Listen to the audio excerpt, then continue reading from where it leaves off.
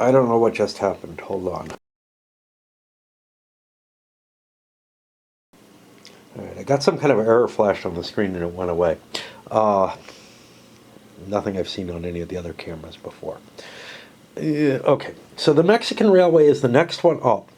It doesn't have a whole hell of a lot of money. $375. Enough to buy this, not enough to buy a 5 train. That's problematic in and of itself. I was hoping...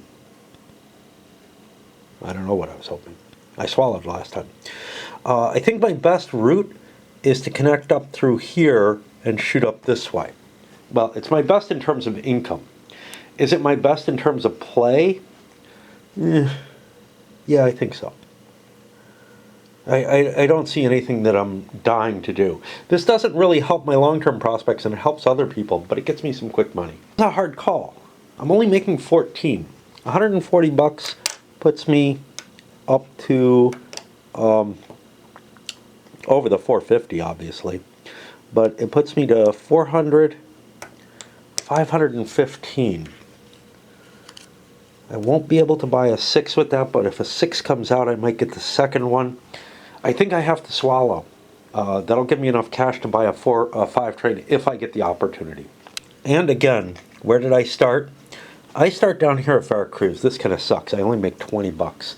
I forgot about that. It is Veracruz, isn't it? Yeah.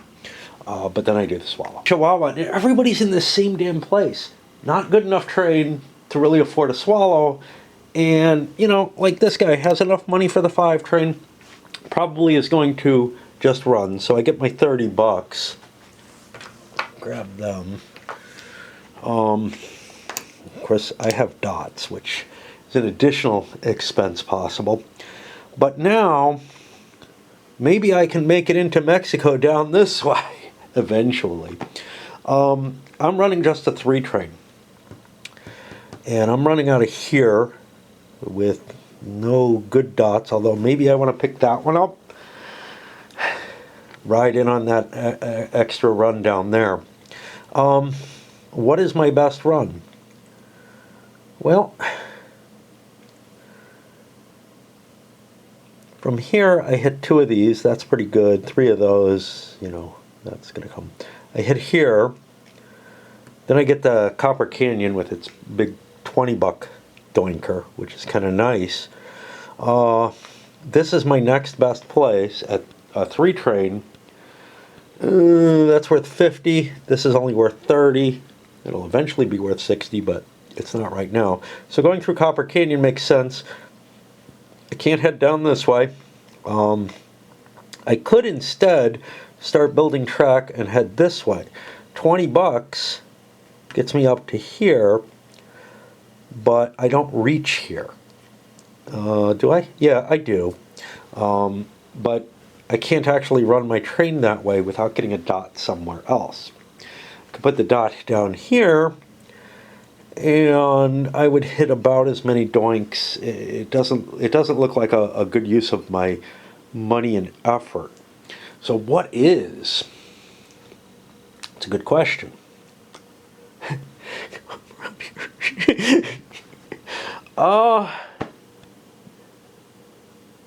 Yeah, I think I'm gonna play a couple of doinkers for free, just to expand the track.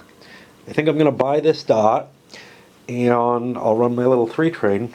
I don't know if I'm swallowing. I have enough money in hand to buy the 5 train if it comes up. If it doesn't come up, I'm gonna be forced to pay out of pocket. That's okay too, I guess. About this game, none of the trains are all that expensive. 600 for the 6 train. Okay, we're getting expensive, but, you know, not 1830 expensive. They're like 630 there, about the same. But then only 700 for the final train. Oddly enough, there's a finite number of trains, which I'm not used to there being. I don't know if it has an impact on play, but there's rules to cover that fact that you wouldn't have to buy a train if there isn't one available. All right. CP says, screw this, man. There's track that gets me right through here. What the hell? It doesn't, though. But it could come around this way, which would be cheaper than blasting through these mountains and everything. So, yeah, that's a possibility. I don't have a good place to put a token. I once again forgot my 30 bucks for my hometown. It's kind of weird. You want to upgrade your hometown, but you may not be using it. That's the problem with this guy. And I should also make that big 14. Ooh. Because I got basically the same run as the other company. And I will also pay that out, as did the Chihuahua. This company was here first. I forgot to flip it over before these guys came in. Yeah. The Tex-Mex is having some real trouble. First of all, it sucks. It's going to have an 11 run running this way. Nothing I can do to improve that. I laid this piece of track, I think, going down, which kind of forces somebody to upgrade it or whatever as a one play. But I'm looking for a second play. Now, I might have wanted to upgrade Tampico, but I'm not using it right now, so screw that. I don't have any dots, so I don't really care about much of anything, although that will be open as a way into Mexico City. You know, instead of playing this, might make more sense to get one of these. But I'm going to be running 11, and I'm going to pay out because there's some cash there. And I did remember to give them their big 20 bucks. Tried to do that, I noticed that's not allowed. There's a dashed line here, and if you take a look here, this doesn't work that way. Is this mountains? Yeah, it's little mountains. Yeah, so you're not allowed to enter Mexico City from that direction, and that makes sense. The tiles won't align for that, but kind of also doesn't make sense. Which means I'm left with a couple of choices. I can either lay this straight track here, which doesn't really hurt me or help me, or the Tampico, which allows me to slide in this direction, which I think kind of helps me. It's really not easy to tell. So we look at the Tampico piece, and that has to go this way. It's still only a 1 dot, but I believe it goes up to 2 dots up. No, it's only a 1 dot ever. Luckily for me, Gray, the Mexican Railway, is out of dots as well, but somebody else could break in there and shut us down, and that would be painful. So that may not be my best move, because that doesn't do me any good towards my eventual situation. Which I think means if I'm going to build something that can guarantee to get me in, it's this. Well, this doesn't guarantee because there's a dot there. It's this. So I'm going to branch out this way. But I'm not going to build the track that avoids Tampico, because that costs money. Now, like in 1830, when you pay out, the money goes in here for anything that's in the market. So I got 33 bucks in there. Everything's run except the National Railways and produced money. We're at the end of the operating round. And yeah, we've hit what I consider one of those sort of traffic jams where nobody's willing to buy the trains. Now, at some point, somebody will. There's the UDY up there, which, you know, he's sitting on 30% of it. He's got to float it. And maybe somebody else will float it to force him to buy the train. You know, the shares are already out there. So somebody could invest some money into it just to push the trains out. It might be advantageous to them. In particular, if you look here, the National and the Gray, well, the National is going to be ahead of it if it pays out. The Mexican Railway, even if it pays out, will be going directly after the UDY, which means, well, not much, because there's another 4 there. But there's one other railway out there, the Mexican Central. There are just enough railroads to break this tie. The National Railway with 2 trains may start looking too good. Nobody wanted to buy this train, but at some point or another, you're going to start collecting up enough money that you're like, yeah, you know, I can afford the 4 train. Maybe it means another Swallow, but it also puts me in a much better shape overall as I collect up money. But yeah, with the way the National Railway is built up, it doesn't have a hell of a lot of money on it. It's not going to be able to afford a train easily. It probably is going to swallow and not buy a train. But when you get to these kind of stopping points where the train rush stops, you get to this kind of weird situation where everybody is kind of pushing money in. At the very least, you're getting your mail run in. But there are companies like the Tex-Mex that are just going to be pulling money in. Eventually, they're going to want to buy a train with that money. And, you know, so it's not a permanent stop, but it is sort of a traffic jam where nobody's willing to, you know, take that action. I've got to go upstairs and may not be back. I probably will not be back down this morning. Okay. Starting a new operating round here. Paid out the privates. Collected my $30 for the Southern Pacific. These are things I kind of have to remind myself of when I'm coming back. Sometimes I forget privates. The paying out the mail run is really tough on me, but I'm getting used to it. But the Southern Pacific is in a position of powerful choice still. It's got the most money of any company and has perhaps the worst run of any company. We'll see. The National Railways are the only company with 2 trains, so they're going to do fine. So the question is, what does the 3 want to and need to do at this point? I don't think I'm going to buy a train because there are 2 companies out there that have not yet started that need to buy trains.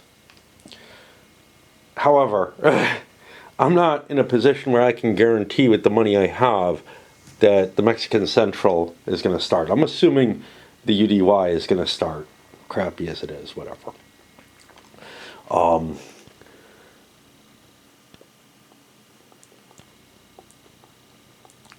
Now, if the Mexican does not start, eventually the purchasing of trains will force it, you know, into an out of existence situation because the National Railways will merge it in just to make themselves stronger. There's no reason for them not to do that. But that doesn't actually start it. That doesn't get any more trains out. That is just an issue. So people have a desire to have another company. Well, that's their only option left, unless they get something that they steal from someone, or, well, there's always the Tex-Mex. That's out there for anyone to take right now. Although, you know, it's got enough money now that it's maybe not that unreasonable a thing. Anyway, in terms of track, my track sucks. My run is going to be G1. I could go up here 2, 3. Could drop down there pretty easily. That's maybe my best run, is to do this. So that's 90 and 30 is 120. I can do it up this way with a $20 purchase and get 40, 50, 60, 70, 80, 90, 100, 120. I don't remember what I had on this other one. 90, 100, 120. So it's the same thing, but I've got some upgrades that can go along that. So I probably want to build that out for now. And I can actually do both at the same time because they're yellow track. So that's what I'm likely to do. But where I really want to rely on is being able to blast through here. That's going to be another $120. I think I just sit on things and play them out. But I'm the person in the most powerful position in terms of making a choice on the trains or on the track, neither of which you know, I really see a reason to take at this point. Okay, the Chihuahua basically does very little, opens this up, makes its run for 14. The FCP is pretty much in the same position, a 14 run, it's got the same dot. I don't see anything that's changed. I can't do any upgrades that'll really help. One thing I could do is start trying to open track up for the UDY. There's something appealing about that, but to get down here to do a damn thing would cost me this 60. However, if I do that, and the Chihuahua could have done this, but instead they decided to open track up here. I've got a little bit of money. Maybe I'm the one who starts the company, but no real guarantees there. But I think I'm going to do this to get the dot down in Tampico. It'll help me build for the UDY perhaps, but it also gives me a means of getting to Mexico City if I get that dot in Tampico. Hang out as well. Now that took a hunk of money. The thing is, the FCP was doing better cash-wise than the Chihuahua. So for the Chihuahua to have done that, and they could have, would have been a bigger hit. I only laid the one piece of track because, I mean, yes, I could lay this. That's about the only other track I can lay for free anywhere. All the terrain everywhere is expensive, and I can't do an upgrade because I laid a yellow track. The National is pained. I don't have enough money to buy any kind of trains. I've set myself up so that that is not really my goal. This is my first run. And I first thought I could upgrade Veracruz. That sounds great. I'd be able to run a 1, 2, 3 train. Yeah, but this is such shit. It's only $10 until the 5s come out. And when they do, it's a 50, which is fine. But so that doesn't look appealing, but I've got kind of a painful, hey, all right, I did forget. This is the first time that I think I forgot on this time, but I did forget my mail run. That gives me a little bit more cash. It's a nice inflow of money. It's like having a private on your corporation. It gives you a little bit of extra cash, which can help you blast through some smaller things or over a couple of turns through something bigger, or get you a dot or whatever. But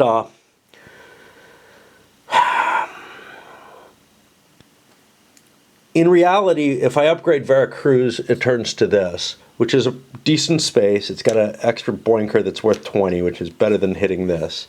So I'll only be basically running a 2 train out of there and then a 3 train up this way. So that would run out to 30, 50, 60, 100. And then I'd have a run coming up this way, which would be my 4 train. 1, 2,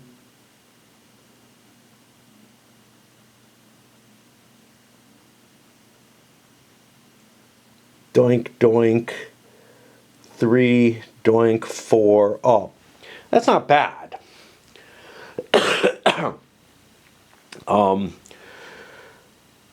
The alternative, though, would be maybe to run the 4 here, and the 3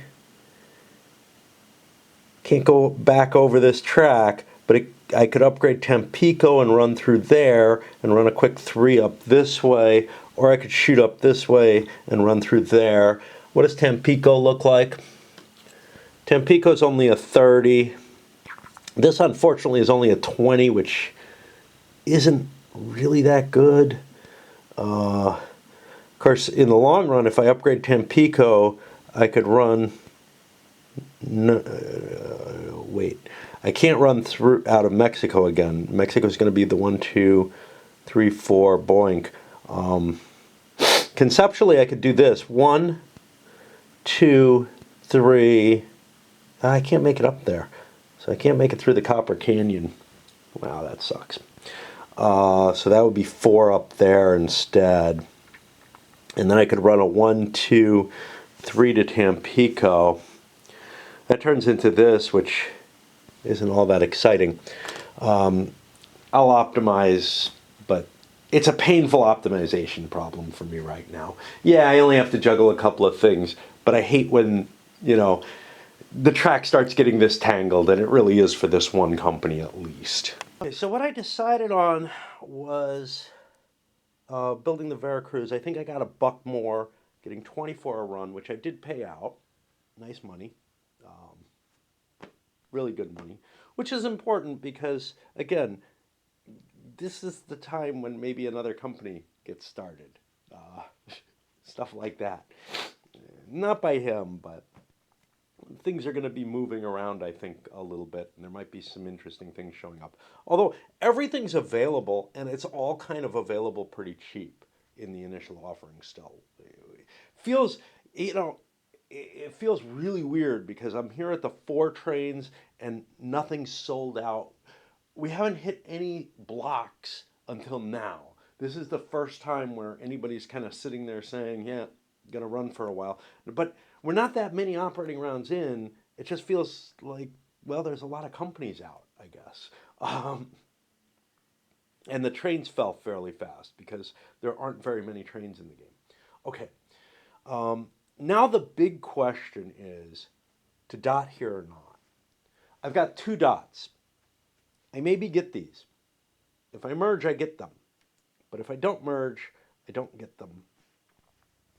And one of them, will be like somewhere like here, which is stupid, right? I think that automatically happens. I haven't looked it up, but so dots are still a limited resource. Plus, they're starting to get expensive. This one's going to cost me $60. I don't have a lot of money. I'm counting on being able to do a bigger swallow, which is why I paid out. That and that there's a stock round coming up. But because I have a 3 and a 4 train, I can afford to hold off on my swallow because nothing's going to crash until the 6s come out. I think. Let me just make sure of these. Yeah. Okay. It's kind of funny because the 3s and 4s are both killed by the 6s, as opposed to, in 1830, where the 4s stick around until the diesel. Excuse me. I don't know what this cough is about. A lot of shit going down my throat. If I don't buy this dot, what does it mean?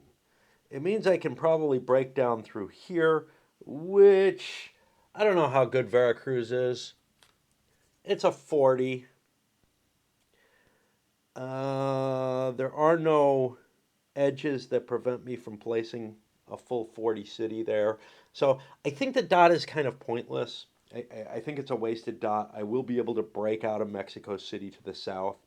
The UDY, I would be able to bust the UDY's hopes a little bit by being here. But again, this isn't that much worse. Unless I really, really want to fuck over the UDY, there's no real reason for me to do that. If I did put a dot there, well, no, because the Mexican Central has to be chosen before the UDY if the 5 comes out without it starting. So I think I'll hold off on the dot. I don't think it's a necessity. And all right. Mexican laid a quick upgrade here. That's not the one I want, is it? I don't know why I'm doing that. Let me rethink that. This is a really dicky upgrade. Is the reason I did it, but not actually sure that I think I want the curve going this way. The idea being that I can guarantee this route even if this gets cut off. I might as well lay the track that actually guarantees that, which is this. Anyhow, had a slightly better payoff because I've got some really nice tokens. I've used them all up, but I'm basically able to run from Veracruz Port 1, 2, 3, and then a lot of doinkers up here, which is pretty sweet. Okay, and so that's 16, a little better than the others. That brings me to the complexity of the Tex-Mex. The Tex-Mex really doesn't like this. It really hurts their growth. Tampico isn't going to really help them terribly much, but my dots are stuck up here. I'm just a shit company at this point. But I guess I'll run and pay out, you know. I'm afraid the balance may continue. I take a look at, we're entering the stock round. Priority's going to be here, so I should probably be paying attention to him. But I take a look at this guy. He could sell off a share of the Pacific Railroad. That could end up losing him the company. Probably not. There's shares all around. There's only a couple of shares here they could sell out. In order to start the UDY, um, given that I have the presidency, nobody's going to screw it over, right? It's got a set price, so the Mexican Central gets chosen first. Although I do have actually the option to dump it in if I so desire, if I think it's a crappy enough company, to get that bonus share of the National Railways, which might be worth it, even though I'm losing 3 shares for one. But yeah, it's pretty damn questionable. Where is the? There should be another UDY token kicking around.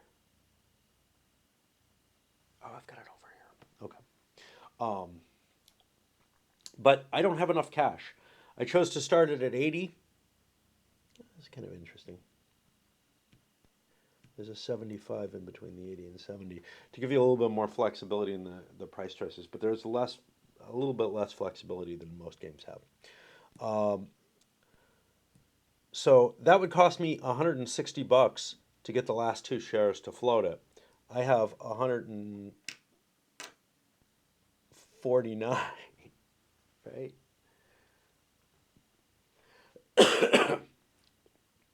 I'd have more if I had started at a different rate. And you know, this sucks because I've got 30% of my holdings sitting in a kind of shitty company. What I may want to do is sell this extra share for $80. Let somebody have it if they want it. You know, uh, because me sitting on a presidency that's not making money is kind of hurting me. And also, someone else may be able to break open the world a little better by which is something I want to have happen. I don't want to be running a 3 train while the National Railways is running a 3 and a 4, and somebody's holding 4 shares of that, and I'm holding none, and other people are holding whatever. So I may actually want to set it up so that I lose the UDY, which is kind of a weird situation, but because somebody can start it. Essentially, if I sell this share, somebody can start it for only 240. They buy. I mean, they can get it floated for only 160, just like me. But at 240, they can have control of it. Um, there are people with loose shares who could raise that money very easily. The problem for me is I don't have loose shares. I have this stupid UDY. So I have to think about that. But people are probably going to juggle things.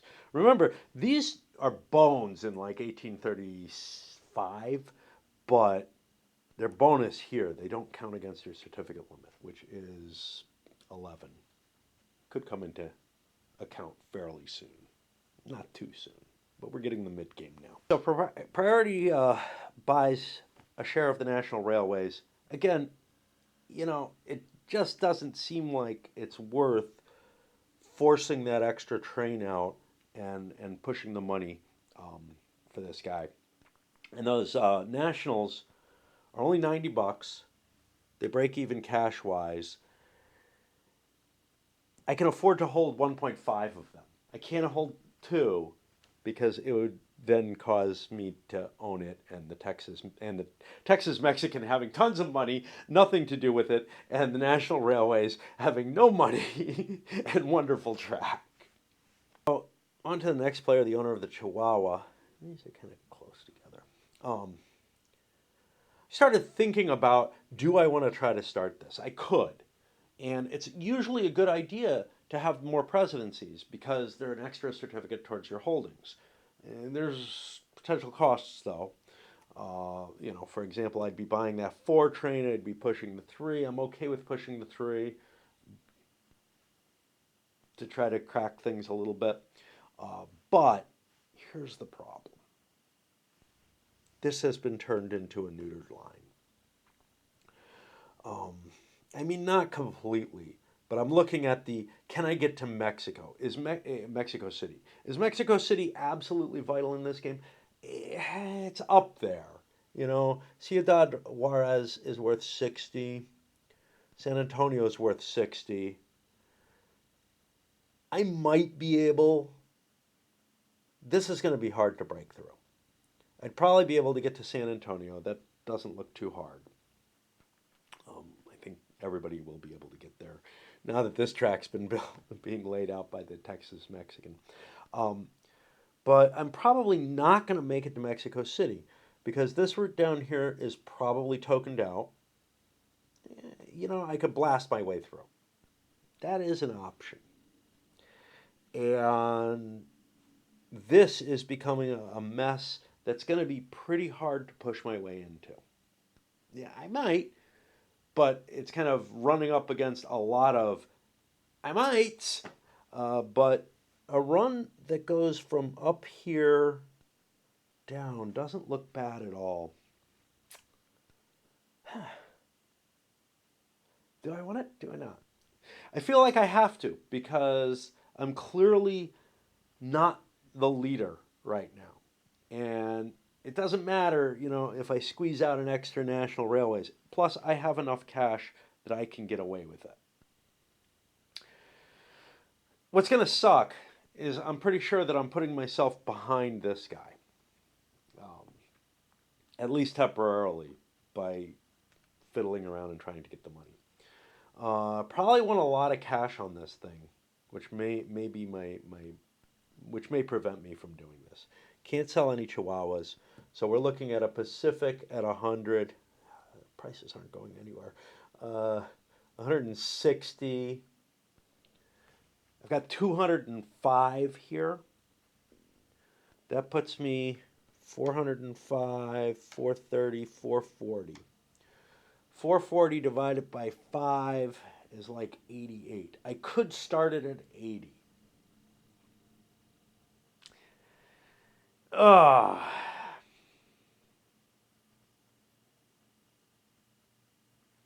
If there was, only one 4 train left, I'd do it because I could get a permanent train and say everything's good. Oh, God. I'm going to roll a die on this because 80, and plus it's not like I'm just at 80, it's that I'm at 88, which probably means I can hold something like maybe the National Railways half share or something. I'm going to go ahead with it. Magic number of 440 kind of sucks. I may make another roll to decide again to just temper it because I don't think I can hold anything. The Pacific is worth 100. Um, the Texas Mexican is worth 60. So I'm at 100. I'm at 440. I could drop from 440 down to 400 and still work it at 80. This is 45. I'm $5. Well, actually $3 short of being able to do this right.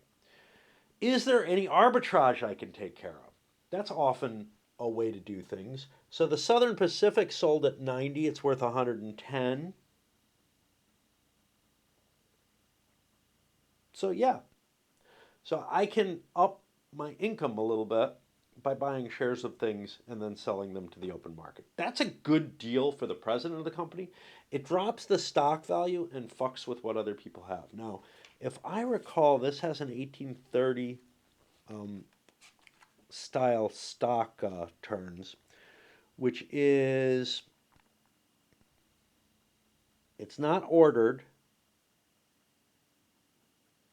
You may do any all or none of the following in the turn, and there's no ordering limitation. So sell stock certificates of a major company, but you're allowed to buy them. Now, is there any restriction to selling a certificate you just bought? I don't believe so.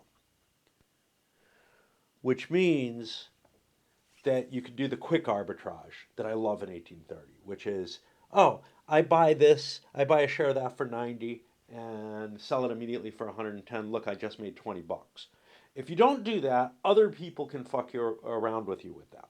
Now, I probably don't want to screw around with my other shares because I don't want to sell everything and then have nothing to buy if somebody else decides to purchase the presidency of the Mexican Central. No wonder I did that. I made a quick 20 bucks. If this guy can make anything off arbitrage as well, in his case, he needs to raise, he has 125, 135, 145. This doesn't matter. All the prices are multiples of 5 in this game, which is good. the, the, the $1 pieces are basically like pennies or something. You don't actually count them, but every now and then they can add up to something. Okay, so if I'm at 125, 35, 45, I need to raise $15. There's $10 available on one of these, fine, whatever. I have cash on hand so I can do the arbitrage. If you don't have any cash, you're fucked. But let's look at some of the others. These guys are 80 and sell at 100, so I can make a quick 100 bucks off the Chihuahua in the same way. The thing that's really interesting with regard to the arbitrage is 1870, because when people are fiddling around and selling stuff, the owner of the company can actually price protect it. If there's cash, I believe it's got to be in the corporate treasury, and there's got to be space for shares. They're allowed to hold like 40% in the company treasury. Oh, no, no, no. I think it's the player who actually, the player has to have the cash. The player is able to trump in and buy shares as they're being sold. And it prevents the price from going down. And it allows the player to hold more than 60% of the company. It's a really neat mechanism. I wish 1870, it suffers from the same problem as 2038, which is there's too many trains and it runs too long.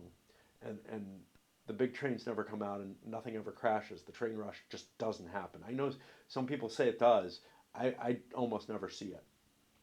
Um, you really have to force it to happen. Somebody has to bite a bullet really hard in order for it to happen. And that just spoils the whole game. And they're both really interesting games, other than the fact that they take too fucking long for someone to eventually collect up enough money in these static situations to be worth paying a little bit to get an extra train, like on a Swallow or something like that. It, it's like two people have to do it, in both games. They just have too many trains in them. There's these complicated turns when people are buying and selling shares and shit like that. I now have enough, but do I want to start buying? Well, I can't buy again. I bought, sold. I don't think I had enough money to buy 2 shares. I couldn't buy 2 shares. Okay, fine. When people are doing that, you have to be kind of careful, and some painful shit starts happening. So, for example, I have to remember this guy can't buy SPs. This guy can't buy Chihuahuas anymore. Opportunity cost for fucking around like that shows up. These guys are picking up the National Railways of Mexico stock, which is the best stock in the game. Now, he probably can't afford another one. 50. He doesn't have the cash for it to begin with. He's only got 70 bucks. That's not a good position to be in because the Trans-Mexican is worth 60. I think what it means is I sell one of these and buy something else and not a National Mexican because this guy will almost always be going before me and I don't want to own it. I don't want to own it in a totally demolished state with the Texas Mexican becoming something incredibly powerful in terms of cash, but like, because it might make its way up to being a decent running company if it's got like a couple permanent trains on it. You can have shitty routes, and if you have enough good trains, if you have enough permanent trains, they don't have to be good. You can find yourself doing multiple runs and making good cash off of it, even if you can't hit all the yummiest places on the board. Filled out. He dumped Texas Mexican so that he could pick up something that's going to make more money. I guess it's hard to tell. The choice of what to take is kind of tough too. The SP looks healthier, but I look and see, hey, you got to work your way to get to Mexico City, whereas that guy doesn't. I think, yeah, I mean, they're probably both going to swallow once more, but at some point. But once they have good runs set up. That puts me to this guy. And now some interesting choices here as well. Remember, I probably have to sell off all my shares, but maybe I can do something better playing around with arbitrage again and again to try to get more cash for the Mexican Central. Maybe, I doubt this, I can get up to the point where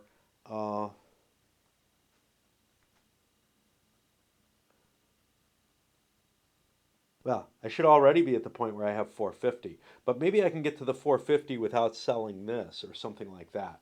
So I'm going to keep playing with the arbitrage because I know that I'm not going to end up holding any of these other companies. And the obvious choice right now is the Pacific because I'm going to have to sell 2 shares of that. Uh, it looks pretty obvious. Nobody's going to dump and buy the Mexican Central, so I won't get too screwed. I won't get screwed. It also looks like I'm going to be handing priority to him because no matter what, I have to buy 5 shares of the Mexican Central. This guy only has to buy 2 shares of the UDP. Everyone else is kind of running low on money, so I'm going to be doing all the actions. I'm going to lose priority, so I might as well do more stuff. I also chooses to play in the arbitrage market, buying and selling a Southern Pacific. Not as big a hit as buying a Pacific and selling 2 of them. You can see the stock values are just plummeting at this point. Puts me on him. Now, he has enough cash to buy himself an FCP, which might be safe, which is not safe because I'm right next in line after the guy who owns it. So I don't want to do that. I look at the cash values here. I only have 85 bucks in hand. 85 bucks would allow me to pick up some initial offering stuff. I could get a UDY. Hey, that doesn't sound very valuable. I could buy another Mexican. It's running kind of nice. It's got some nice track. It's far away. I'm not going to get caught by that. So that looks appealing. That's probably the best choice that I have. I could afford to buy, if I had the money, I could buy a National Railways one. And if I had a stupid Texas Mexican, I might sell that and buy it. The only reason is it's clear that there's more going on still. Uh, if I wasn't if I wasn't absolutely sure that this guy is raising funds for the UDY, and I'm not sure what he's up to, but I suspect it's that company. When you see that kind of action, it's kind of like, okay, sure, I'll take a chance. You might buy the National Railways. If everybody passes, the worst that happens is you're still going to hand priority here. You just dump the rail that you can't hold. But the only really but I don't have the cash for that. So the only really valid choice, well, I could arbitrage. Is there any left? Is there any left? The Chihuahua is actually worth 10 bucks more. So I could buy and sell a Chihuahua. And if everybody else is doing it, why don't I? Because that extra 10 bucks gives me enough cash to buy one of these. This happens every so often, in 1830 especially, but this game follows it so much, that people just get into this mood of, oh wow, there's 20 bucks to be made, 10 bucks to be made off of buying and selling a share. I might as well do it. And it depresses the prices. It's not the only time you're fucking with the stock market values. Late in the game, you might be fucking with them to make sure one company goes before another. This might even be an important point for that in terms of if you can get far enough back in the turn order, You might not, let's say there were three companies instead of two coming out. You might be able to arrange it so that you don't have to buy one of the four trains and you just are able to get two fives by playing with the stocks. Um, that might be the case if we know that the Mexican Central is starting. Now, nobody's bought the presidency, but if we know that that's starting, there's two new companies starting. If we know two fours are coming out, the person who goes after those two companies is going to be in a beautiful position if they have $900 on their company. Nobody does. Ugh, too far. 750. He might be able to do it. Um, where you might be able to buy yourself two permanent trains and just get yourself into a beautiful position. Problem with that is how many trains do we have allowed? I think the fives drop you down to only two trains, just like they do in 1830.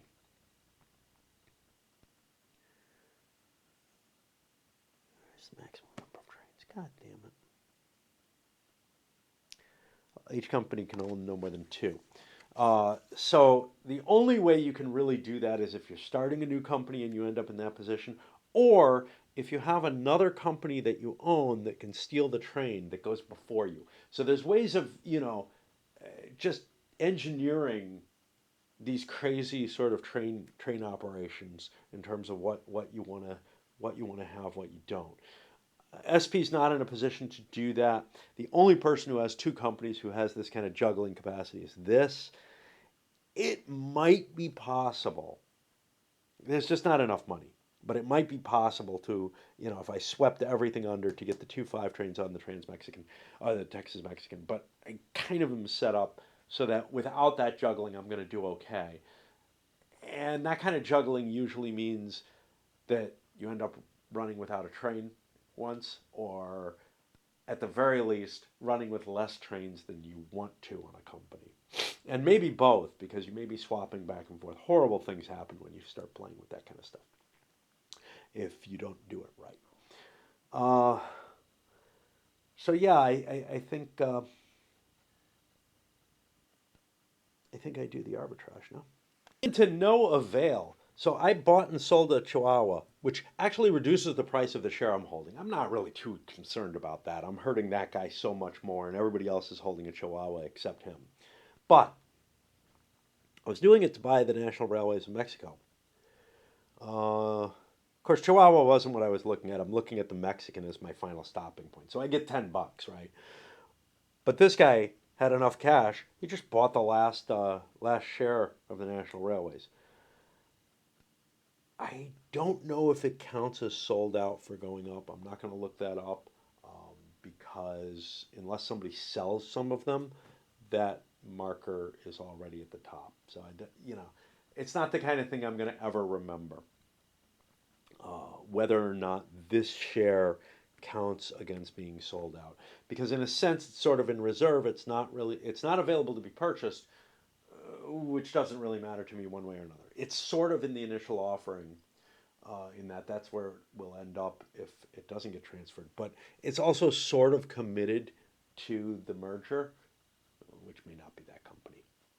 There may not be a merger if all the companies get started. And remember, I can't dump the one company I most want to dump in it because I own it. Generally not worth. I have the option to buy and sell a Mexican. It's generally not worth it to just slap a price around without getting some kind of payoff for it, because it's okay if it's in the open market to just buy it and drop it. Um, but it takes one of your stock actions, which means you might lose priority over it. This guy's not worried about that. He knows he's going to be last in priority. In which case, it becomes a little bit more appealing. So, like, maybe I want to slap the Tex-Mex or something like that. Which maybe I do, because I, uh, I well, it doesn't matter. I'm going to be dropping it by one space anyway, I think. Um, but you don't want to pull things out of here and put them into the bank pool, because remember, things in the bank pool produce money into the corporate treasury. Now, this is the opposite. Again, 1870, if they're in the bank pool, they don't produce income. But if they're in the initial offering, they do, I think. That's a game with partial cap, and 56 is as well. Partial cap games tend to work better this way because the stuff in the initial offering is considered to be still held by the corporation, which is kind of, you know, it's also wrong. You know, it's like, at least it's not always right. 2038 tried to do magic stuff by creating different kinds of companies, where you have different ways of floating the company. You can either float it, you know, a full cap or partial cap, which is weird too, but actually comes closer to the reality. Um, but let's see. What was I going to say? Yeah, you don't want to put it in there because that gives them a mechanism by which they can grab, you know, they could be getting continual income by paying out. You know, something like the Texas Mexican is looking at 40% of the company, perhaps 50, is going to be sitting in the bank pool. That's the maximum you can have in there. Well, half the money that it runs for is going to consistently go into here. Might as well pay out. It would be nicer if I had the other 50% in hand and it was in the yellow and I had a full stock portfolio otherwise and all kind of other things. And, you know, but short of that kind of fantasy life, it's actually a pretty it's a good situation to have a bunch of shares in there because you can pay out, increase the stock value, get some cash in your own hand, and get half the money in the company treasury. The other, but the other thing is maybe you want to manipulate the stock values. And I don't see any pressing reason why this guy wants to knock the Mexican down even lower. It's not really in order with anything, so not going to do it. But if there's $10 in it for me to do it, and everybody's slapping stuff around anyway already, screw it, man. Here's the hard decision. I sold the Texas Mexican. Definitely going to happen. $55 dropped its value. That gets me to 430. I could start my company at 80 and buy 5 shares. Or I can dump this and start my company at 90 with the 5 shares. I think, nice as this half share is, it would be better to, because so this is a free certificate though, which is basically, you know, why I want the Mexican Central instead of stuff that's probably going to be better than it is that free certificate. Oh boy, I'm torn on this.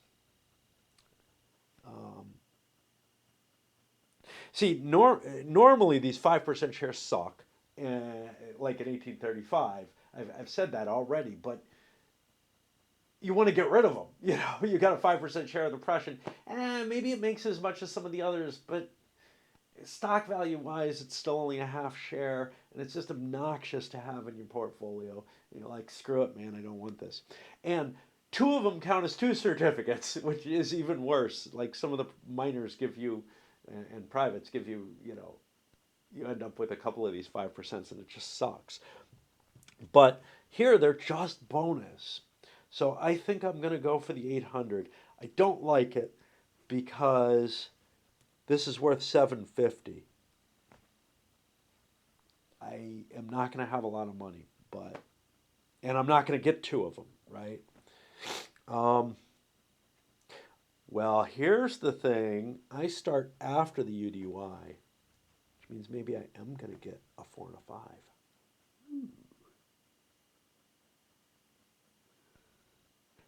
Which creates an interesting situation where the UDY may want to drop a share, get themselves to 50%. I don't think they can get to 60.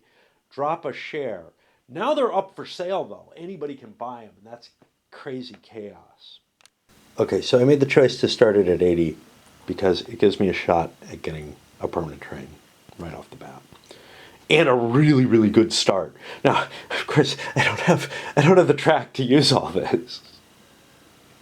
Which, it's kind of like the Erie in 1830. It's like, yeah, I kind of got left behind. Or sometimes the NYC is in exactly this position, and it kind of looks like the NYC out there in the middle of the board, big black dot, and nothing connected.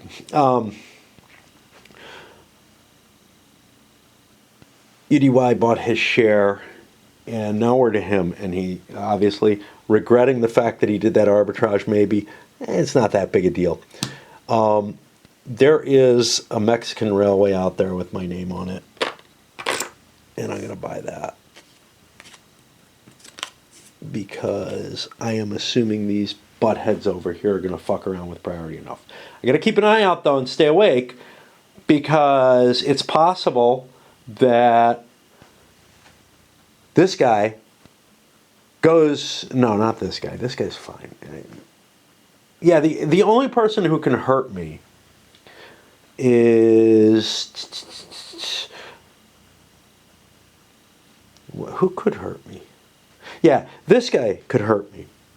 He could fuck up and do something late in the operating round and give priority over here, which is the one thing I don't want happening. I'm not going to give him priority, so yeah. Over here, I've got enough cash. I could buy a Texas Mexican, but I've already sold that, and I remember that I sold it. This is where things get kind of troublesome, and especially playing solo is, hey, which player sold what? There are ways I could record this by using tokens or whatever, but there usually aren't enough. And on a turn like this, I probably should just keep a sheet of paper to keep track of everything, because everything is chucking around all over the place. But I don't think he has anything he can buy. He's happy. We're at the big question point. This guy bought his fourth share of Mexican Central. It's almost floated. UDY is floated, 50%. I'm out of money. I got nothing to play with. I could sell a share of Pacific. That would probably be dumb. That would get perhaps taken over, because there are people who've arbitraged it, and you know, it's quite possible that like this guy could end up with it or something. So that's too risky. I could sell a share of UDY. I'm not sure anybody's willing to juggle all their shit on a chance at taking the UDY over.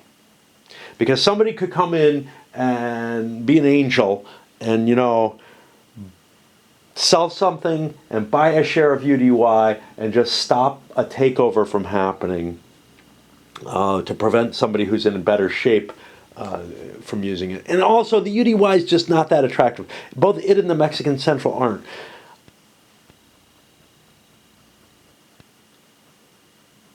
It's a really tough call, right? Like, I normally would never do this because there's the chance of me losing the company. I just wouldn't think of it. And I would look at the situation and say, okay, I've been outmaneuvered. The Mexican Central is going to go after me. The poor Mexican Railway just gets shafted out of this, because it's cut right in between the two of them. The UDY, so if, as things stand, the UDY would buy a 4 train. It's got $800 on it. Then the Mexican still has an option of the second 4 train, the Mexican Railway. And then the Mexican Central can buy a 4 and a 5 for, you know, almost all their money. And I'm going to be the last person to be given an offer of one of the permanent trains. So the guy holding the Mexican is not happy with this situation either. However, he would have to throw a share away to be able to start playing in this world. I don't know if it's not worth it for him, because there are a lot of companies that are going to go before him no matter what. He would have to start slapping around a lot of different things and throw away his portfolio. This guy's perfectly happy as things are, but we're on his play. And does he want to throw away a UDY, and what is it worth to anyone else? That's the question. What is it worth to someone else?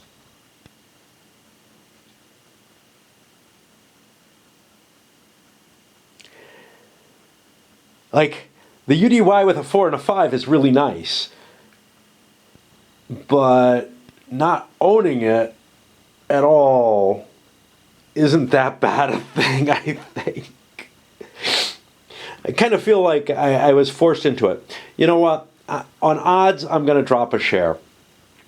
And then I have to figure out what the fuck other people are going to do.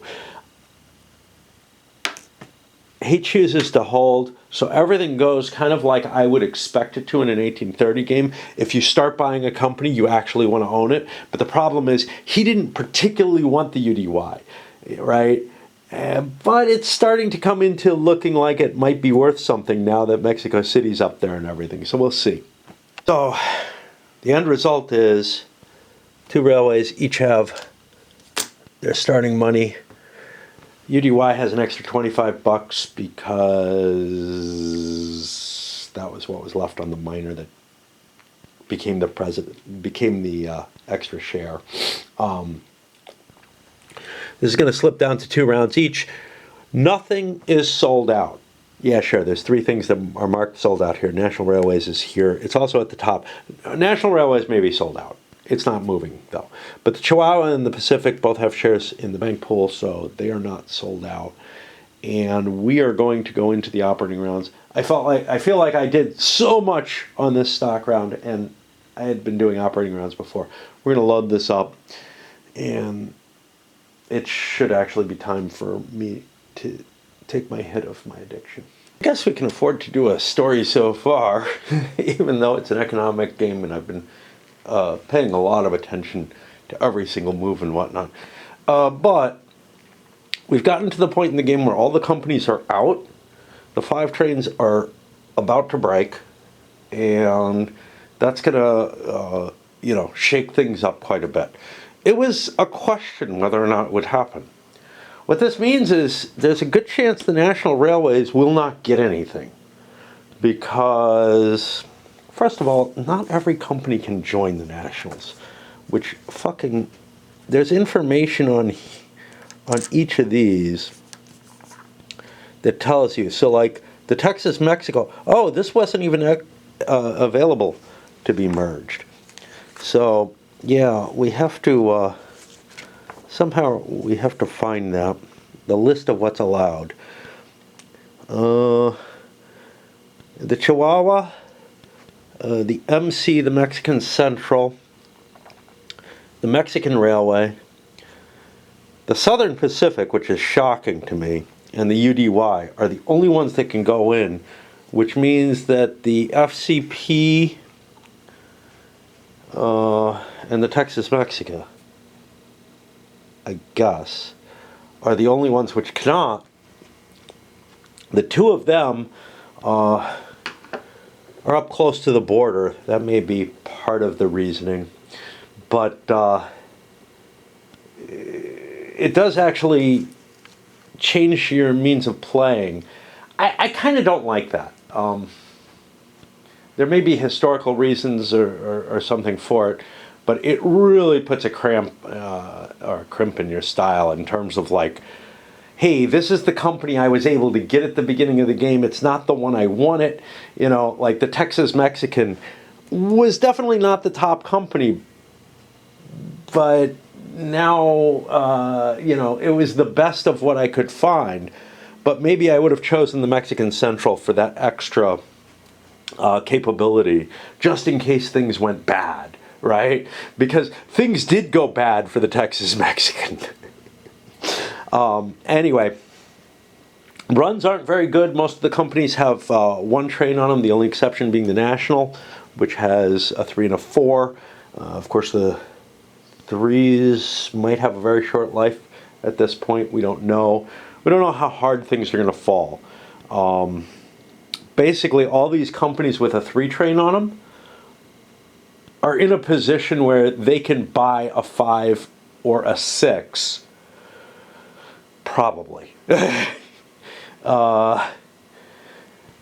National has a lot of train on it. it can probably swallow to get the excess that it needs, especially now that everybody's bought out shares of it. Of course, I'm up to 60% with the owner. The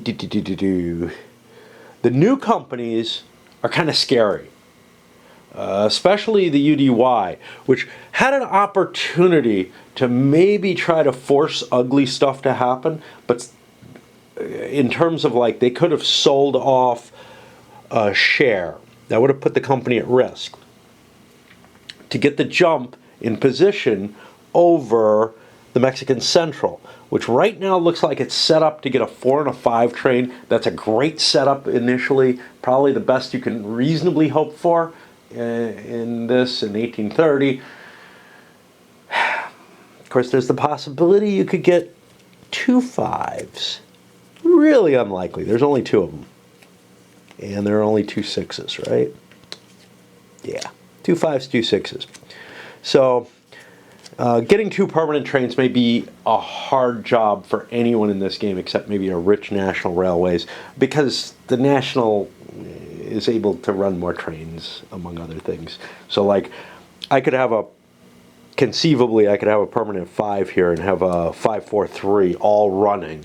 Boy, that would be nice to swallow. It's not going to happen. I'm not going to get an option on a 5 probably. But anyway, I chose against that because I would be risking the company. I'm probably set up okay with my $800, although I would have rather had 9 in this case, to get the 4 and a 6 with a swallow.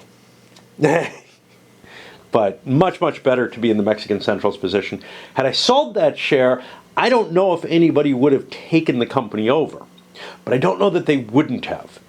For example, this guy is sitting here with shares in things that produce money. That's great and all, but he had enough shares that he could have probably taken the UDY over. And I don't think anybody would have stepped in to stop the UDY from being seized in that way. Is it an advantage? Is it not? It's hard to tell. The UDY looks really underdeveloped right now in its area, but this is opening up, and there would always be a route coming back this way as well. So they're going to get into Mexico City. And then the question is, are they going to have money for their dot in Mexico City? That's probably the best dot they can get. Everybody's going to be trying to break into Mexico City. They're going to try to make it their hub so that they can break out from it. So I don't know. But likewise, yeah. All right. Onward we go. I still have to pay out the privates. And I have to remember the mail runs, of course. Okay, so I played around with my menu. I can't find anything to do with audio quality or anything like that. My guess is one of the reasons that this camera was being sold. You know, I mean, it's a used camera. It may not have even been a known issue, but, you know, it probably just has some slight issue with the audio. I could hook up a mic to it, but the only mic I have would be incredibly that I know of. I don't know, because you know, it would be in my wife's stuff. The only mic I have would be very iffy. However, I may have found out a menu setting that allows me to hook it up so that the SD card is used, but I can't find it now. I passed by it, I tried to click on it, it instead went to something else. I can never figure these suckers out, and I don't have a manual for it. Not that that would help me. I don't read those things. But it may be set up so that it doesn't use the SD card. And the other one may have been set up that way too. The other one may have issues. But again, there's something weird that's going on because there was like leftover video on the camera. You know, nothing particularly exciting. Someone's, you know, like a class music show or something like that. If I was really worried about it, I might have contacted the original seller if I could and said, you know, do you want these? Because it looks like it's from over a decade ago, so, you know, it might be important to them, but I don't know. but it wouldn't be important to them unless they knew about it. And unless they're a viewer of mine, that's not going to be an issue. Anyhow, my wife has a fancy microphone, but it's a big fuzzy thing, and it would need a boom or something, and it would have a cable running out of the camera, and it would totally fuck everything up. Okay, so to play, I started running the SP, and I'm a little worried because I had to build this track going up here to reach that 12 run. 1, 4, 5, 6, 7, 8, 9, 10, 11, 12. And I don't see another 12 run available. Now, it's possible I lost it, but I have 1, 4, 5, 6, 7, 8, 9, 10. What I may have done is cheated them into there. They had an 11 run going into here. I'm not going to worry about it. Mistakes happen, but honestly, probably this guy is a few bucks less, $5 less or something. Not even. Did he have 50%? Yeah, he had 50%. So he's probably $5 less. I don't tend to repair those mistakes when I find them too late. But I do puzzle over them and I point them out if I do notice them. I notice some players sometimes notice things when I'm playing and they're like, you did this wrong. Okay. Cool, I guess. Nobody's going to read the comment except me, probably. And I'm not going to go back and try to fix the video and try to make a note of that. Especially, you know, some of these are like 10 years later. Somebody points something out. I'm like, okay, that's great. Not buying a train, not buying a dot. I need the money for trains. I don't have a whole hell of a lot. Nobody does. And I'm just not seeing a dot that absolutely is necessary. This may or may not be able to get down here. Tampico might be useful if it does. That might be a dot I'd want. But as of right now, I'm holding my dot thinking maybe it goes in Mexico City, maybe it doesn't. Who knows? Who cares? Sometimes companies don't use all their dots. That's all there is to it. And that'll get me on to... Okay, so the SP actually went first over the Mexican because it's further right. For those of you who aren't used to the 18XX two-dimensional stock markets or whatever, they both have the same value. And now we'll go to the national. Oh, my battery's low again. This seems to randomize the battery far more than any other that I've dealt with. So the National Railway also ran. I was able to inch it up to a 25 by boosting Mazatlan. If I could get away, if I could get through Tampico, I could have been up more, or yeah, but I can't, and there's nowhere else I can really improve. I think this company was where I discovered, hey, I can't go up Copper Canyon. I bet I did it with the Southern Pacific, and it just meant a $1 difference. I paid out, which means I'm definitely not buying a train. The reason I'm paying out, I got a 3 train. I'll probably be able to get 1 swallow in with the 3 and the 4, and I want to wait until the upgrades are in place and I'm pulling more cash. So that threw some decent money to everybody. 25 a share. Half shares made 13. I had to look that sucker up. I knew what the answer was, but I have to, you know, I have to make certain. The FCP and the Chihuahua basically running the same run because of this location up here, that dot there, getting them Copper Canyon and up into here. They both ran for 14 a share, both paid out. Neither one dropped a token. Now, they have slightly different entryways into the world. The FCP has this, the Tampico dot, which will presumably get them into Mexico City. Can't get it through this way. There's, you can kind of see the little gray dashes there, maybe. Kind of, almost. I like the game that had little sticks to put barriers in play. That was definitely a useful move, and I might start including not sticks, but like clip ties or something to use in that fashion. Because it is just so fucking hard to see once the tiles are in place. They kind of fill the board. For the Chihuahua, it has a slight... I'm sorry, I really should pronounce that Chihuahua. And no, I'm not saying sorry to the viewers. They have a different entry, which is down here shared with the SP. And who's going to swallow the, who's going to bite the bullet and pay that 120 to blast through there is a good question. Here, hey, it's just me, man. I'm the only one who cares about Tampico. Although that may not be the case forever, because, nope, Tampico stays with a one city. That's a powerful dot then.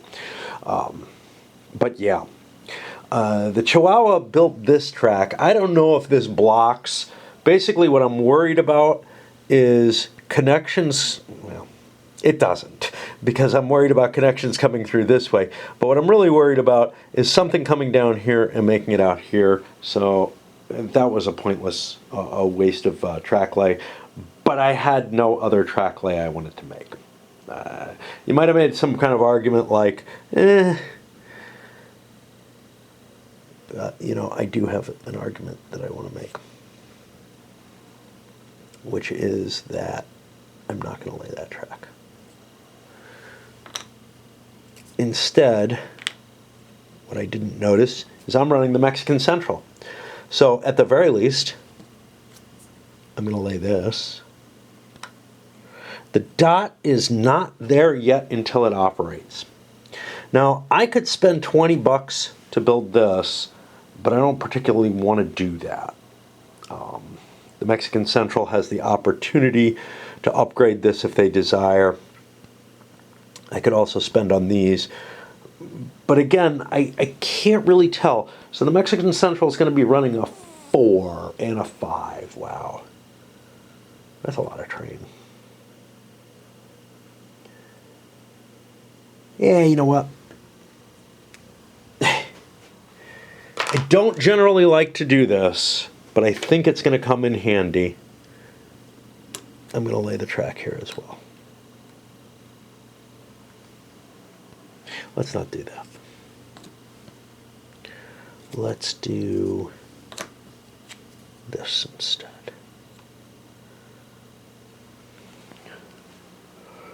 Because there's quite a possibility that the Mexican Central may buy that dot. They have one dot. I don't know where it's going to go. If they can break into Mexico City, great. But I'm not sure that that's going to be available. So I want to open up different options. All right. Paid out, and that's going to bring me back up this way to the poor UDY, who is starting. They don't have a train, but they have a route, so they must buy one. But I can lay some track first. And I will be getting a 4 train. What does a 4 train do for me? I kind of need this. No, I need this. Fuck that, man. All right. So yeah, I'll be buying a dot there. I'll probably upgrade this just to give me different options for a route into Mexico City. And that hurts the Mexican Railway because it can't get through Mexico City anymore. It was running just to optimize the 3 here and the 4 up here. That was getting it a better run than anybody else with a single train at 16. Now it's got an uglier run. The best run here is a 2 train, which isn't very good. And it's not exactly possible. Like, I guess, with multiple upgrades and everything, I could loop that up, but that's not going to be necessary for me. However, I'm at 1 train. So what's that 16 all about? I don't know. 4, I guess I was lying. At one point I was running 2 trains down there. I thought I had a 3 and a 4 on this thing for some reason. I'm thinking about the Mexican. The Mexican was running a 3 and a 4, and they're fine. They can still do that. So I'll be coming out of here. I'll probably be getting that same 16. I will not. I was running through here. That's right. I was getting 5, 6, 10, 13, 14, 15, 16. Now, with this cut, I get 4, 7, 8, 9, 10, 13, or 4, 5, 8, 9, 10. So yeah, I'm dropping down below the others who have better track overall, hitting things like Copper Canyon or whatever. I'm down almost with the SP. And we will not be swallowing this. I only had enough money to do one thing. Maybe what I should have done with the Chihuahua is spent $40 and built 2 tracks instead of just the one. I had to spend the 20 to hook this up. I'm going to have 2 trains. I've got to have 2 exits coming out of here. The only way I'm going to be set up for that at this point is to connect this all up. The other option would have been to build a dot, say here or here. Those are interesting, but honestly, I'd like to be able to get my dot somewhere more valuable. There aren't a lot of places that are available, but the Mexico City upgrade is clearly the place. I would love to get my dot, you know. So now I spent all my money. I have $30 left. I was set up. I had a tile, but I didn't have a train, so I got no money in my treasury for that. But now I have a 4 and a 5 train, and that is a phase change. The privates are going away. I know that. What else? 5 is usually a really big deal. The browns are going to happen here. Higher values here on the off-board locations and things like Matamoros. So let's see. All privates closed. The NDM merger may occur. Okay. So this is the moment when people are allowed to make their choice. And this is the complicated thing in this game. I hope I just cleared all the privates out. I think so. And now we look for the rules on the NDM. Beginning with the player to the left of the president of the company, that'll be the right for me. So this guy bought the trains. This player has the first option to throw something in. His companies look healthy. And we keep working our way down. Look healthy. Not allowed to. Healthy. Nobody wants to dump in. Well, somebody does. He does, but he's not allowed to. Basically, it's worth doing if you're, holding a crappy company on 20% or whatever. But you're taking such a big hit in stock value and in production that if you have any way to make your company viable, you want to keep it afloat. Okay, so that means there will be no merger. So these tokens go away, and the NDM has just been weakened. Had the Mexican Central not and or the UDY not started, they would have converted over and those tokens would be available. What would have happened if I had held the UDY and the Mexican Central started? Yeah, I would have. So I would have been able to get a Mexican Central share off the UDY presidency, but not off the one share that I had. So, I feel kind of forced into the decisions I made in terms of all that. Brown tiles become available. Off-board areas get bonused, as do the other 2. Next stock round, we're going to have 3 operating rounds per stock round. And that gets us to the last company in the line, which is the Trans-Mexican. Wow, look, I got a 5 train, man. Bonus. Okay, well, I always forget what a bone this is. This is not passable. There's no way to get from here or here to this hex. Now, who played it? Well, the guy who controlled this hex did. One of the 2 who controlled it, and I think it was the Mexican. So they did a really good job by playing that piece. There's only one of them on the board, or in the game, and on the board too. And it absolutely precludes any move from north of it.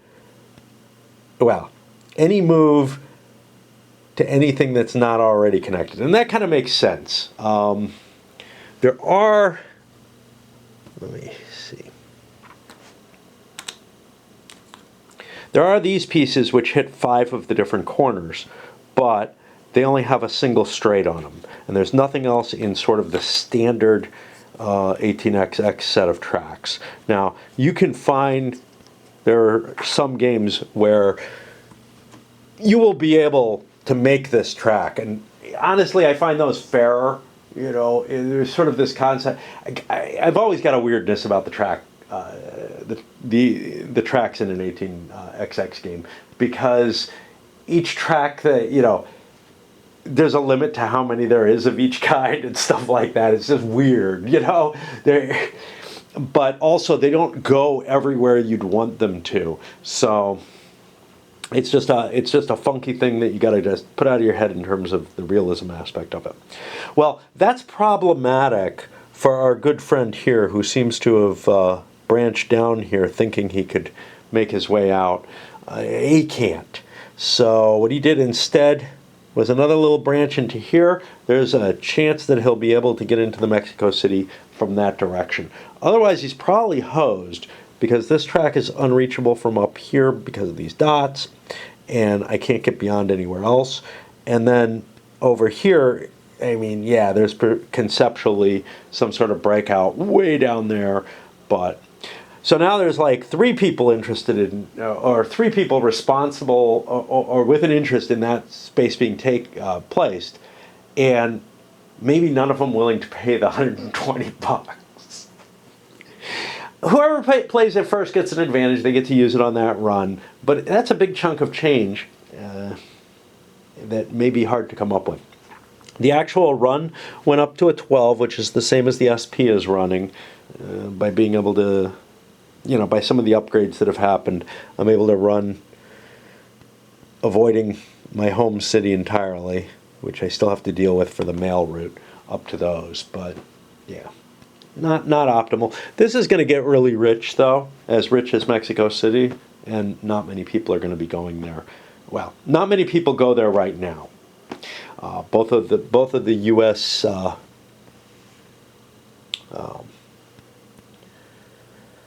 Yeah, both of the U.S. Texas type crossings are more valuable than the further west, and obviously Baja California is still part of Mexico. I paid out, and now it's time to buy the last of the 5 trains, which means the 6s are now available.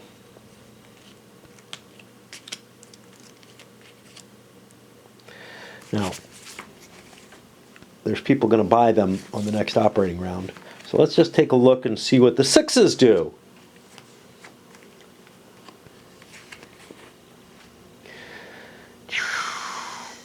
They kill the 3s, 6.5, turns the 4s obsolete. It's not until the 4D that there's sort of a gameplay change, which is the single gray tile becomes available. All right, we'll be going on to the first operating room. My battery's going a little down. I gotta go play with my addiction again. But I should probably be down at least one more time tonight, maybe more than that. Okay, so now moving into the next operating round, the Southern Pacific runs.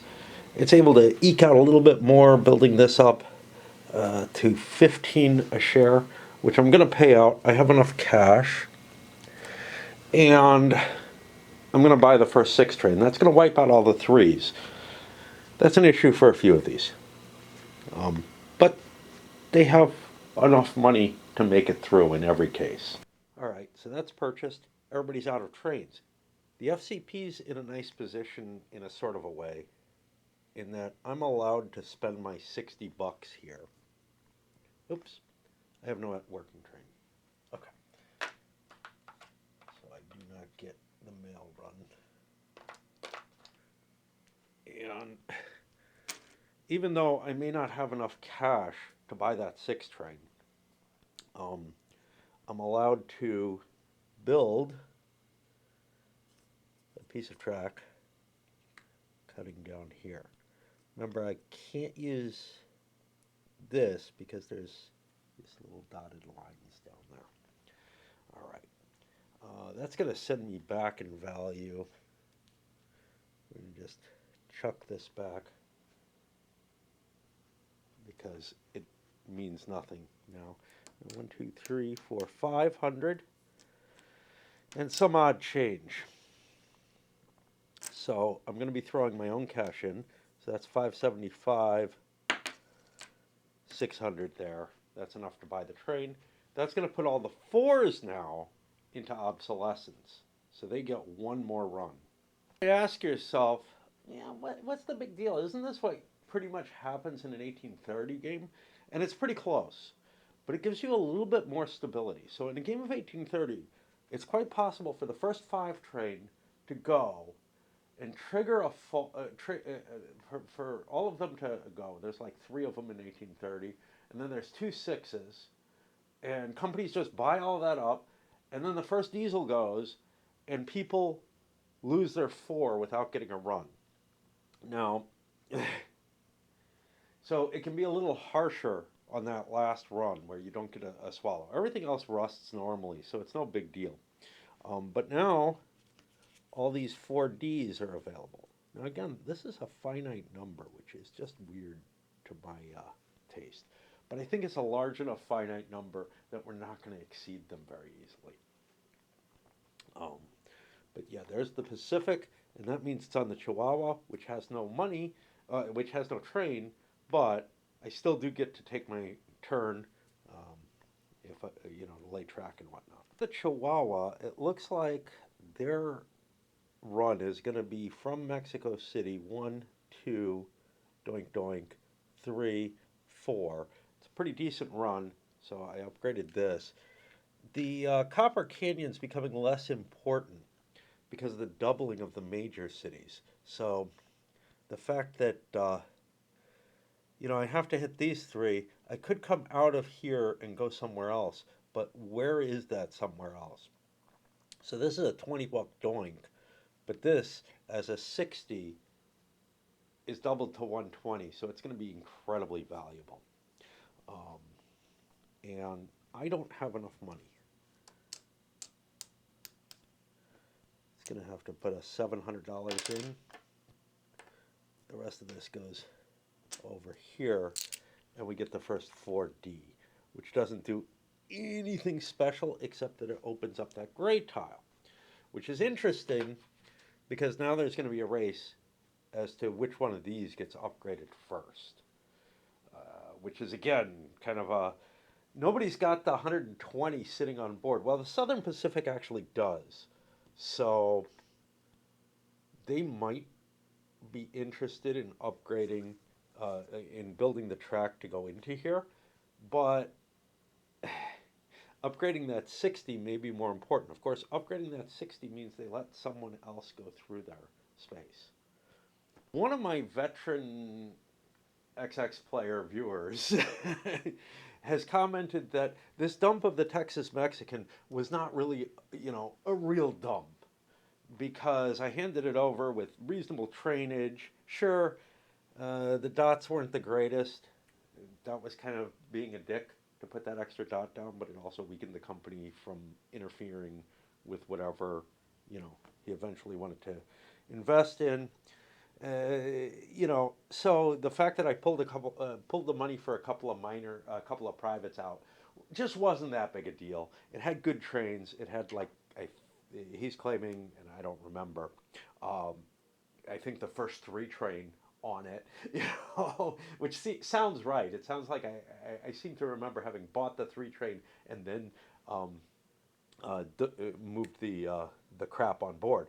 So I mean, it wasn't like oh my God, this is horrible. But on the other hand, having to pay out of pocket a few bucks or something for a train, having to swallow a couple times, whatever, isn't that big a deal. Right now, the pigeons are coming home to roost, though, for that dump. And let me explain why. And maybe I could have avoided it somehow. The Texas Mexican is fine, right? It's got a permanent train, it's got money. But it was a huge drain on the national railways. And at this point, the National Railways has one run to make up $400 on a 4D train. Am I going to survive it? Sure. The player's going to survive it, but they're going to get knocked out of what was not a bad position. And inherently, it was because of that dump. There, I could have swallowed a lot instead. There's not always, but there are often ways to mitigate the impact of a dump. In this case, I made money, but that money is going to go away. So let's take a look at how the obsolescence works, because that's a new concept for me in a lot of ways. 4341. Fine with, having to be sent back. Okay, when the second six train, only those four trains which are in the open market are removed. All other four trains are instead designated obsolete. Each remains into play until the pair with the hold step. Then it's removed from play. Thus, a corporation which owns only obsolete trains still gets to make a run. But I will be forced to purchase a train this turn. So let me figure out, what I'm doing. Good chance it's upgrading Mexico City, but I don't know. Actually, good chance it's not. First of all, the brown to gray conversion, somehow being the third brown, I might get that gray. I doubt it, but but he might place it. So that's a bonus there. Plus, it's $40 to build the Mexico City green to brown conversion, and I get to decide if Mexico City is a 50 or a 60 city if I do that, and how many dots there are going to be available, which is an important thing perhaps. Um, I would rather it be a 60 with three dots by far. I have one of the dots.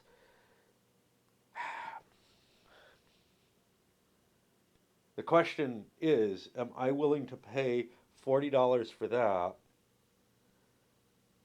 And also, just as importantly, maybe end up losing the capability of turning. Like this, I think, is going to be my gray, essentially, because I think the Mexican Railway is going to play that.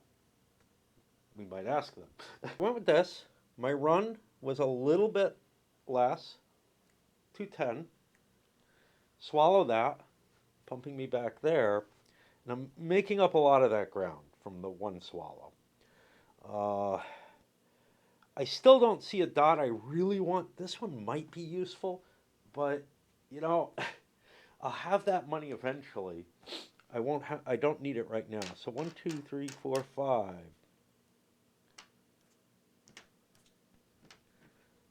6, 7.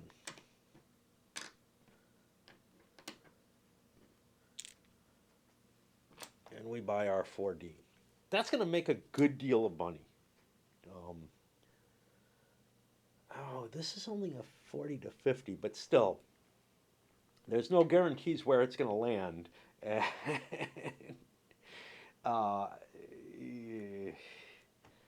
but yeah, I may be giving up the Mexico City. But anyway, I want to do it this way because I don't want to spend the cash out of my own pocket. So nothing else there. That puts it over on the Mexican. Mexican did not like the idea of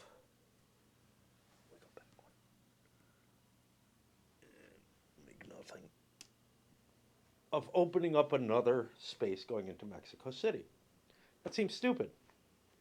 So instead, I upgraded this, which opens up another pathway to Ciudad Juarez. Now, I'm not going to have that path because there's only one dot available. The National Railways could take it and would. Uh, but yeah, it actually makes more sense from up here, from the perspective of controlling this dot, not to open up another route in. So screw it, we'll open up a route that we can use. Go back. I got no dots or anything to play. I only have 600, which means I have to throw another 100 in to get another 4D. And again, I'm going into so much detail in this one, in part because I'm in the mood to, but also in part because I think this is kind of more of a newer XX player friendly game. Not because it's not harsh, In fact, I think you should be playing a very harsh XX to begin with because it's fairly clean. It's not quite as clean as 1830. It's got a few special rules. It's got a few annoyances like these little things here.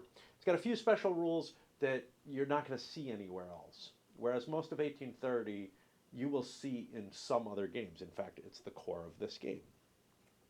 But this is not very far, and it's not going to deprive you of what I consider the harsh manipulation and other kind of weird tactics that occur in a game of 1830.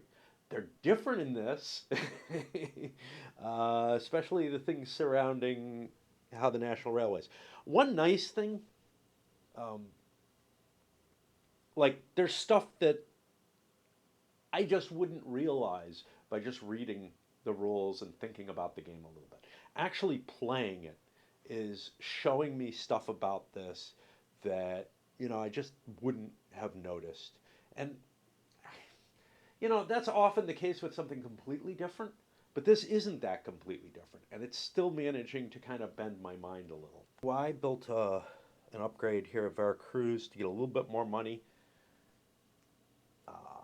Did a full swallow. I didn't have enough on board to buy the train, but I had enough after the swallow to buy it.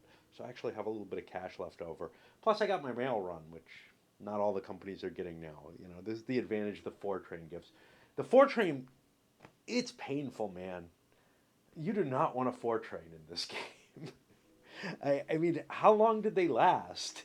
Right? They came out, and I think maybe you got 2 runs off of them.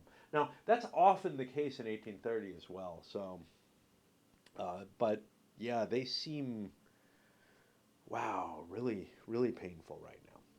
Speaking of which, we got a 4 and a 5 on this. I wonder what the hell I can do with that. If the gray had ended up here, I have enough money and everything to buy myself a dot, but I don't have that. And instead, what's happening is I'm in a shitty location with a lot of trains. What I think is my best move, although it may hinder me, well, no, there's not going to be any other way into Mexico City other than this, which somebody may build.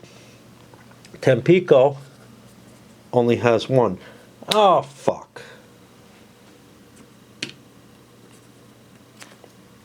Guadalajara.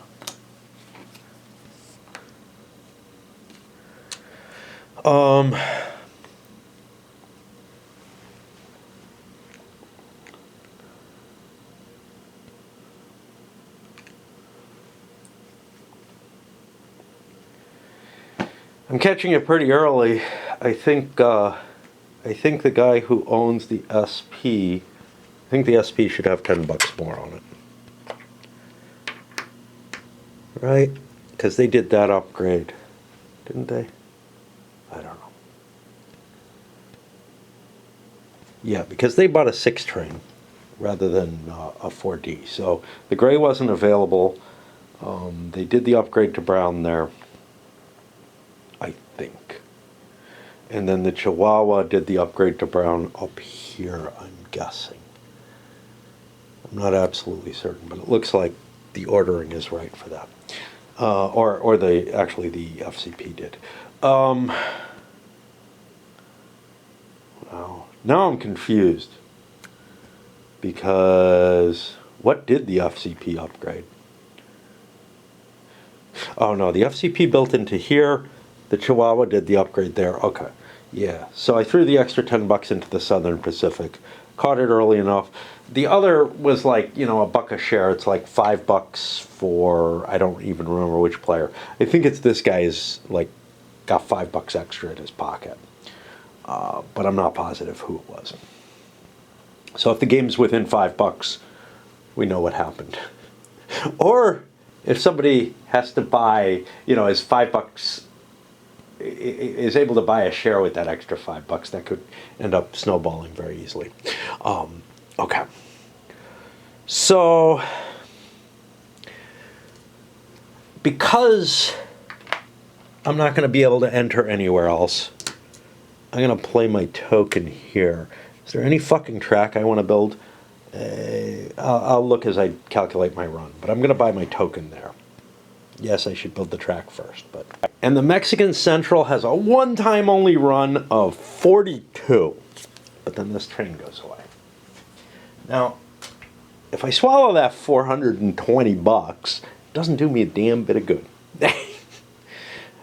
Because it's not anywhere near enough to buy this train, and, you know, 300 bucks I'm going to be pulling in maybe at most 40 a turn. It's going to take like 10 operating rounds. The game's not going to last that long. So we certainly pay that out. We ran one down here, coming across this way, and one up here. Getting that big 5 train to run is kind of the hard part. There might have been other routes that were as good. 1, 2, 3. Yeah, I think this is the best run by far. So that's not too bad. A lot of money, but only once. I'm debating whether what I did is good. So with the Tex-Mexican, I had enough money to blast through here. Now that'll help out someone. Kind of helps out the National in getting out because I'm blocked elsewhere. So yeah, I'm going to do it because that has no cash on it. So that's fine. How good it is for this company, I'm not positive. Right now I'm running a 1, 2, 3, 4, 5 train.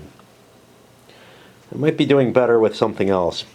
So I've got that calculated at 22, 60, 100, 140, 150, 160, 170, and 50 is 22 as well. So yeah, I can't improve my run directly. And this I can at least build up. But here's the thing. I've built track to get me down here, but I'm not sure it's going to do me any good. Like, this part of the run gets me to here, and now I'm straight into Mexico City, and unless it's open, or I can't have a dot. Unless it's open, the Texas Mexican is probably not going to be hitting it. I also don't have a doubled train or anything. I kind of was thinking when I first saw it, 1, 2, 3, 4. Oh, excellent! A double 4 route that's just really rich. Runs from Mexico City up to 60 Point San Antonio. That would be fantastic.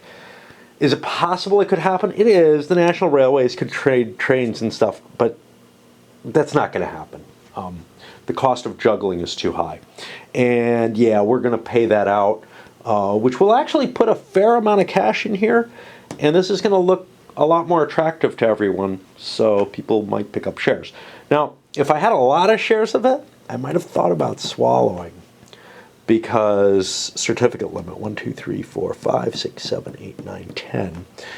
Certificate limit right now is 12. It's the 11 plus 1, because no corporation crashed. Which means I can only pick up 2 more shares of anything. I may not be able to protect my company without selling off other things. And then there becomes the question, hey, is 2 shares of that better than 1 share of something that's really good? Well, some of anything else that I might hold. Puts us in the end game. Back in the stock round. Not everything's run. A couple of companies, we haven't figured out their value. Some of these companies, we don't have their true valuation. So like the Southern Pacific, that was a run on a 3 train. It's worth a lot more than that. And especially when I hook up Mexico City. We have to think about the ordering of the companies. And this is where stock devaluation might come in handy.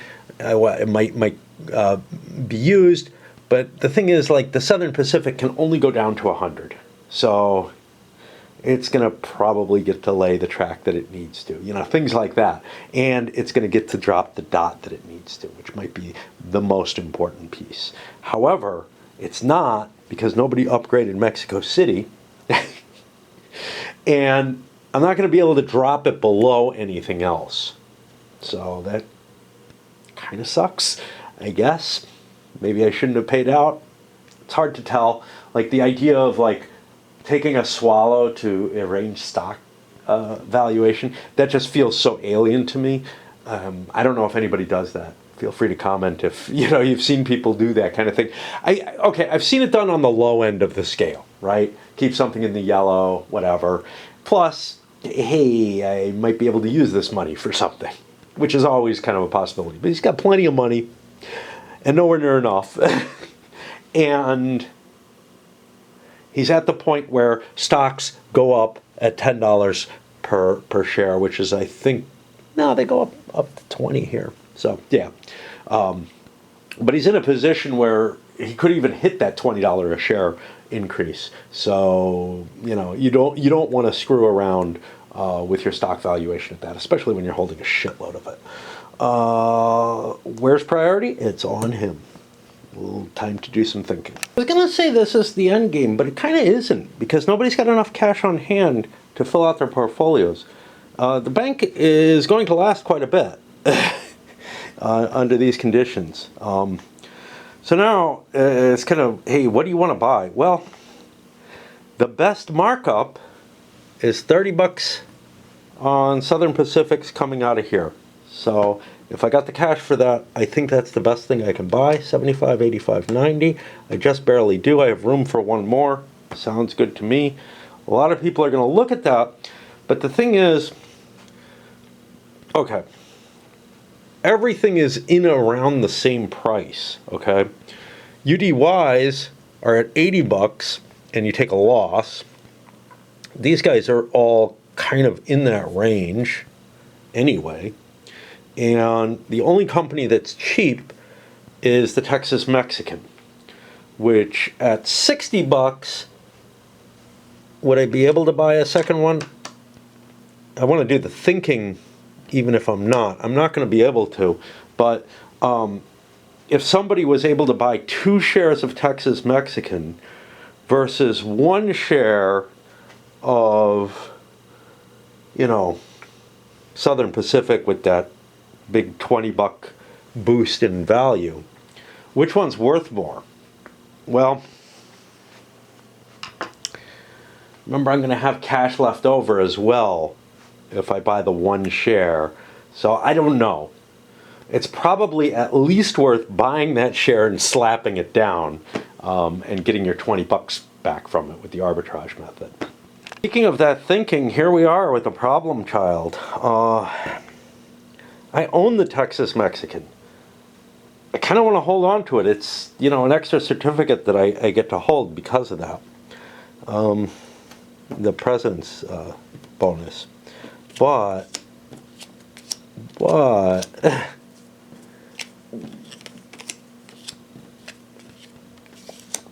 thing is, it really is not worth all that much. Now the question then becomes, there's one of these left at the $20 advantage. Do I want to buy and hold, or do I want to buy and sell? I've got one already. Holding 2 shares of it isn't that great. It's a decent train with decent track, but I don't think its runs are going to be the best. The real question is, so whatever I do, I don't think I'm going to, I am going to impact the stock value by dropping it a layer, because even if it goes up, it would have gone up anyway. Question is, do I want to sell 2 of them? No, because I'm near stock limit. But I do think I want to buy one and sell one. Lay down the rest of the table, and no, I'm not going to do every stock purchase, but he picks up a Mexican, fill out his portfolio. It was not a bad idea. He had enough money to buy an $80 share. So out of the $80 shares, I judge that my own company is at least as good as anything else. This guy bought a Trans-Mexican. Now, he's got a lot of money on hand. I figure I can buy those Southern Pacifics if I desire it. The extra $60, $260. I could have bought 3 $80 shares, But I'm at 1, 2, 3, 4, 5, 6, 7, 8, 9. I would have a full portfolio at that point, and I don't know. I'm getting 3 shares either way. The question is, do I want to get these bigger guys who, you know, are going to make more money on the stock chart? I think. It's hard to tell because here I'm going to make a layer up, which kind of sucks. So maybe I'm better off. And the Chihuahua and the Mexican with their 4Ds and maybe the UDY and the National yeah, I think all of them are well positioned to make good runs. So that's an interesting factor to keep in mind as well. He's got no. Oh, we jumped. Yeah, he bought the Texas Mexican. That may have been a mistake. This guy has no cash, so he's passing. He got wiped out by his 2 companies, both pulling out of pocket. Well, no, only one pulled out of pocket, but one swallowed. So he basically made no money for the round. Maybe I am doing every purchase because there aren't going to be that many. Passed, no cash, all set. Over to him. He's got a decent amount of cash, 140 something. I could buy 2 shares of the Texas Mexican. That's probably my best buy. But there's this part of me that asks myself, would I be better off holding a Mexican railway? I got 1, 2, 3, 4, 5, 6, 7, 8, 9, 10 certificates. I can hold 2 more. Those 2 Tex Mexicans would be my only remaining shares, which means, yeah, I've got a nice distribution of a little of everything. That's great. But it's also, I don't know, you know, having something on the low end of the stock value that may not make very good money. It's running a 5 train. What did I say? 1, 2, 3, 4, 5 if I can get through, but I'm probably not going to be able to, which means it's going to run pretty shitty. So I'm kind of tempted to just leave it out there. But somebody will force my hand eventually if that happens. Not this round, though. And that's kind of the key issue. So I think I will buy myself a Mexican. Interesting choice down here. I have 200 bucks. I could buy 3 of those Texas Mexicans. Now, do I have room for 3? Yes. 1, skip because it's a 5%. 2, 3, 4, 5, 6, 7, 8, 9. If I do that, I am forcing his hand right now, which might be interesting. I might end up with a 3rd company. That sounds good.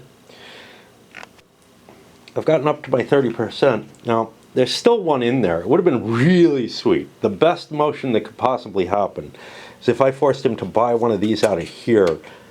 Yeah, they're the same price, 60. Never mind. Why is he buying out of here? Fuck that, man. He bought out of here. Okay. But this guy is buying out of the bank pool, just to be a dick. Open up some arbitrage possibilities, maybe. I don't know. If I want to hold the company, I got to get rid of something. Easy come, easy go, or do I want to get rid of something else? I like the Mexican a lot. He's only got 1 company. He's not going to dump it on me. So I can get rid of either the Southern Pacific or the Pacific. Which one's better? That's a good question. The Pacific has a nice little run up here. I actually think the Southern Pacific is the weak one. Should have sold them both, eh? I need to sell this in order to make room in my stock portfolio, right? 1, 2, 3, 4, 5, 6. Oh no, to make money. Okay. Money's fine. And then I buy one of these for 60 bucks and end up with way too many reds for me to cope with. Okay. And I buy it out of here again. This is an important facet. Sometimes it's very hard to get all your shares out of here. If they're all sold out, that's great. Your stock value goes up. If they're not all sold out, but they're in the bank pool, that too is just peachy because you're making little bits of extra money in your company treasury that you can screw around with. That puts priority over here. I'm not unhappy with my shareholdings, am I?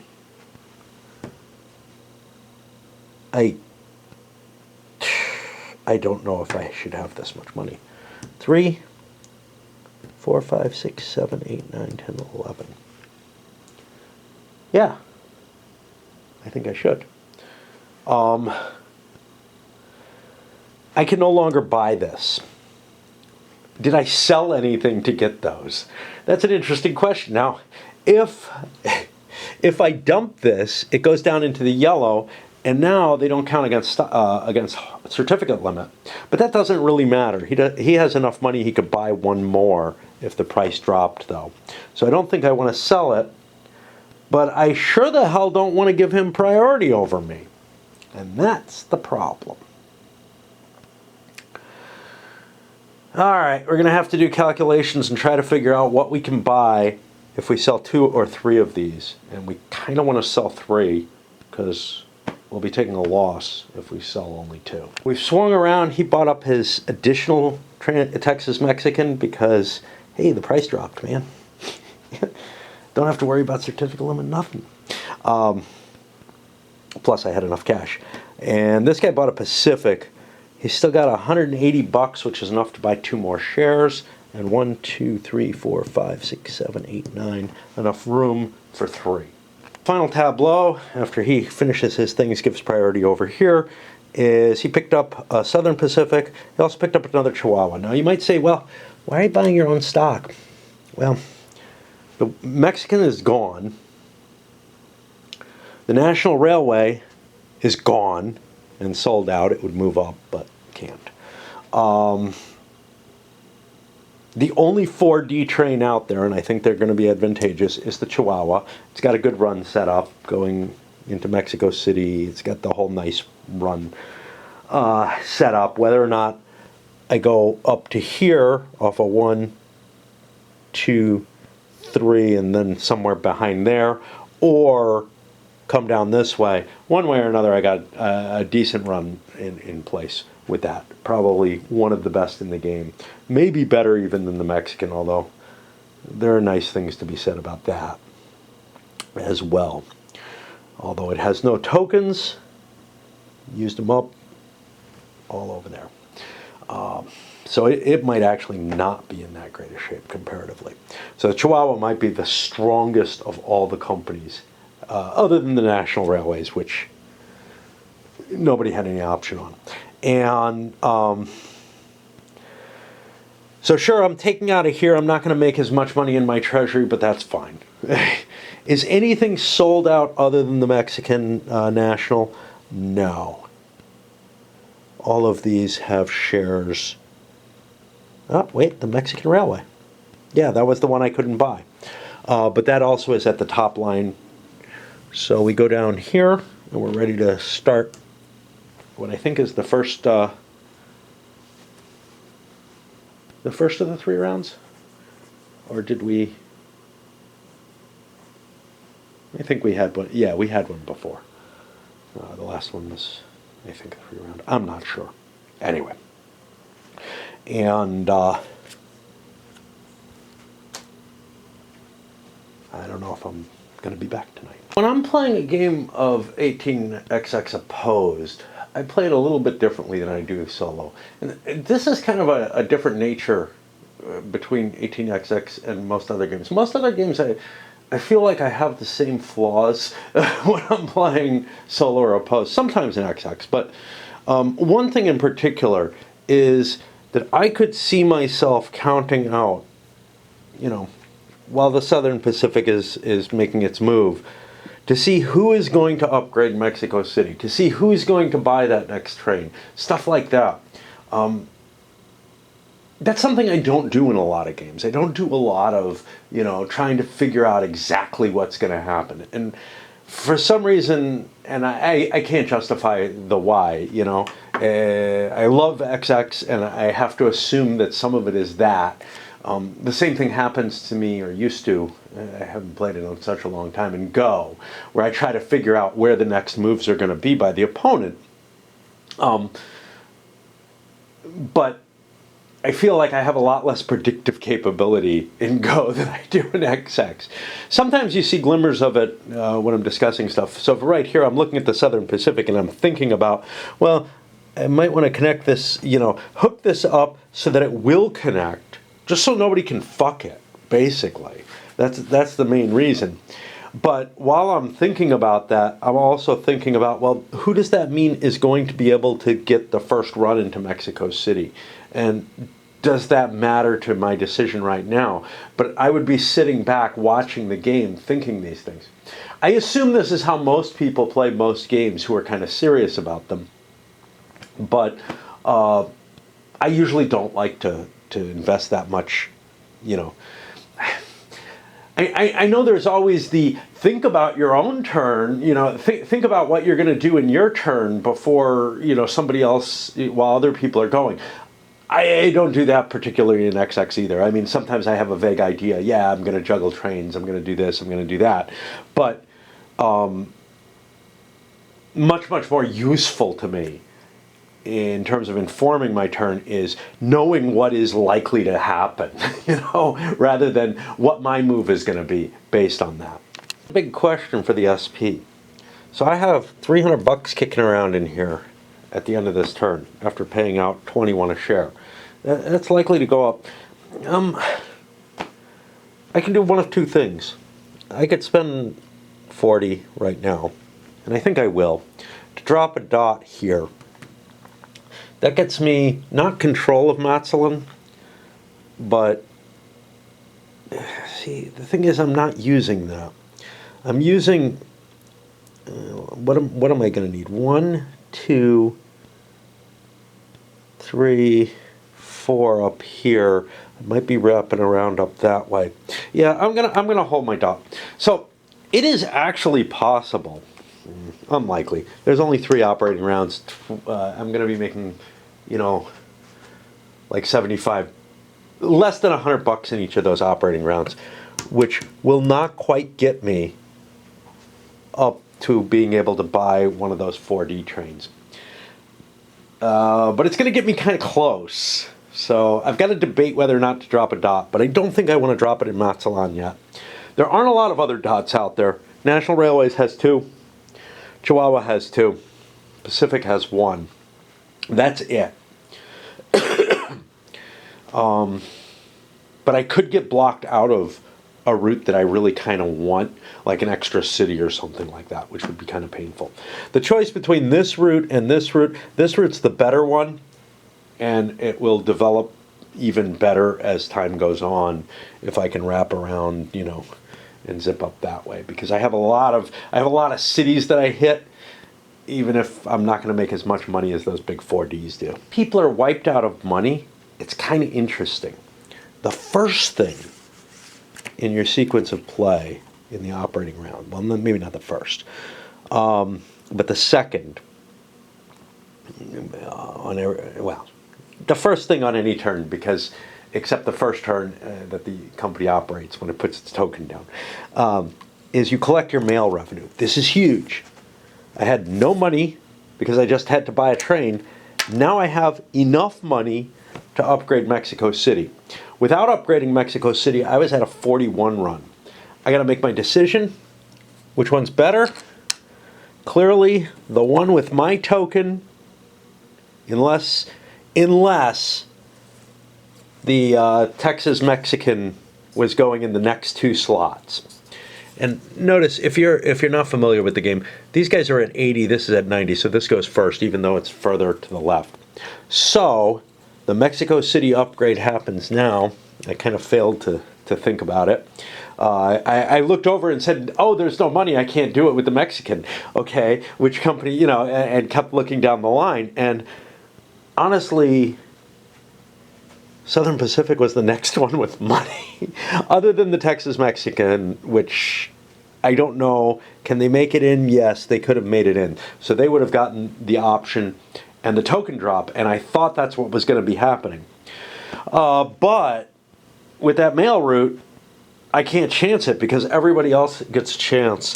So Texas Mexican is, well, first of all, it has no dot, so screw them, man.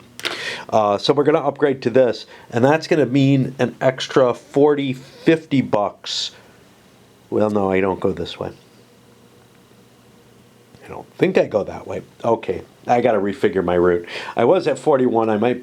I should be at least 40 higher, or 4 higher than that. So I should be at least at 45, but I may be able to do even better because now I've opened up this route, which isn't going to be used. It's complicated. So my old route ran through here, which got 80, 8, 11, 12.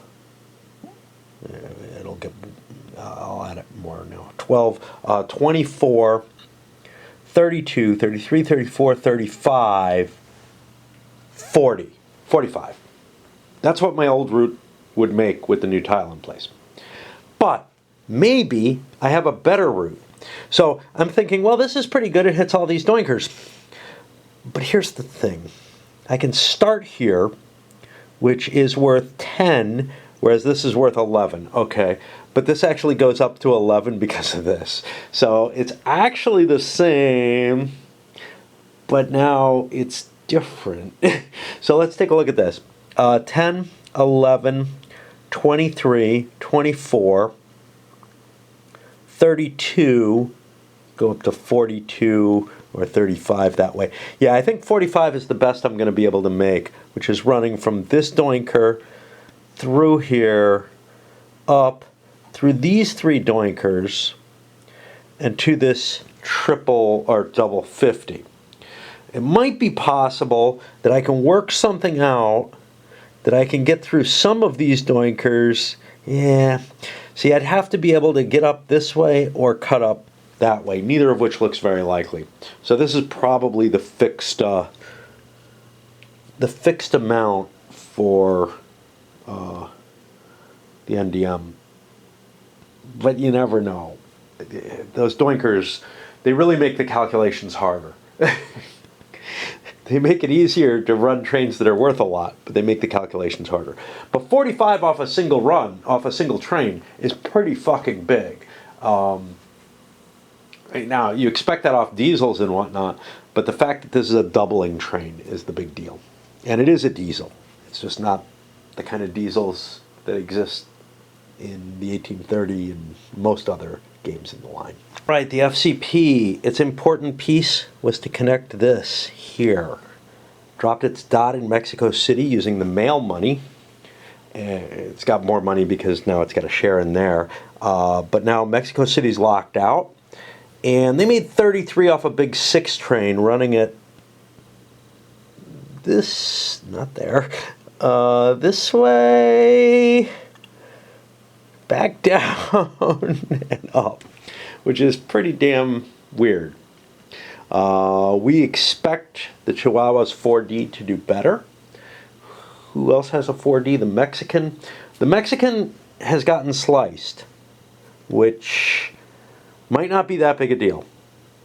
Like, we might still be able to make pretty good money, but there are so many different routes tangled in there because there's not a lot of blockage here in this sort of center of the board. There's a lot of track and a lot of capabilities.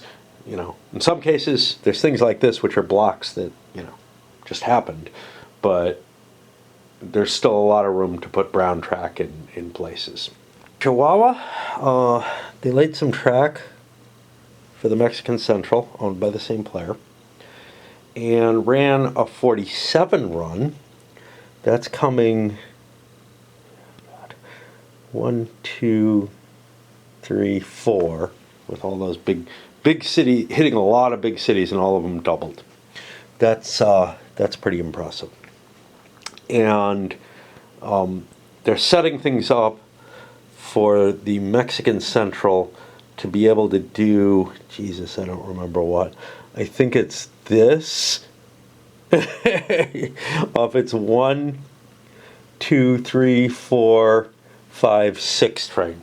That may not be their best route possible, although the fact that I plugged into here means that it's pretty damn good. It's kind of, yeah. Because I noticed a kind of paradoxical option which exists, which is to run from Ciudad Juarez and El Paso to San Antonio through Mexico. That produces a possibly really good run. That's kind of a hard to believe run, you know.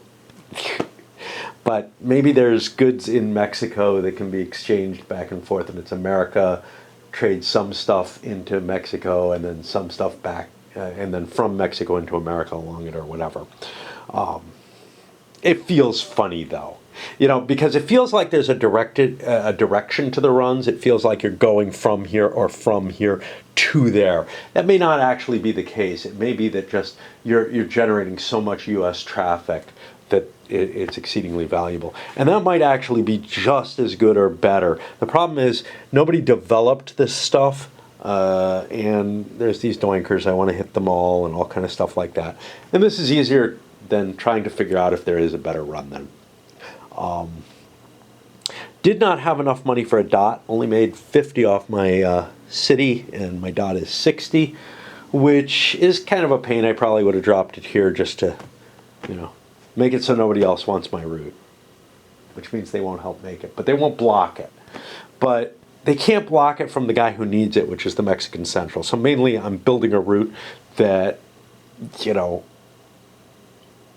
I don't really want somebody else involved. I don't want somebody else getting the advantage out of it, if somebody else can. The Pacific has a 6 train. It might be able to use something like that, although I doubt it, because it's hitting from a different direction to begin with. Someone warned me that the routes would be really big at the end of the game. I don't remember precisely. There's a couple of people who might have been. I'm not meaning to be forgetful, but the next one was the Mexican Rail, all on its own. A little bit cut. I'm running the big 4D though, and that's running here to here through the doinkers. I built this track so I could hit a second doinker and then up. That's probably optimal at this point. Although you don't know, because maybe I could cut down through to Veracruz, but I figured it's better to get the one extra buck right now than fight to try to get what may not even add up. Because there's nothing that rich down here. Like, I'd have to truncate at Veracruz, which means I don't want to go right here down to there. So yeah, I think this is the best that I can do. And that was 42 a share, paying out, of course. No extra money going in here. Doesn't really have much use for money. The cash that people are pulling in off these runs is humongous, as you might imagine. So, like, you know, 40 is worth 240 bucks. So, these runs are pulling in lots and lots of money. They're pulling in the kind of money that you expect from 2 trains each. And not just the 4Ds. The 6s aren't doing that much worse. I mean, we got a 6 at 33. That's getting close to the $200 for in your pocket for each run as well, for having 6 fares. So, yeah, it's kind of impressive.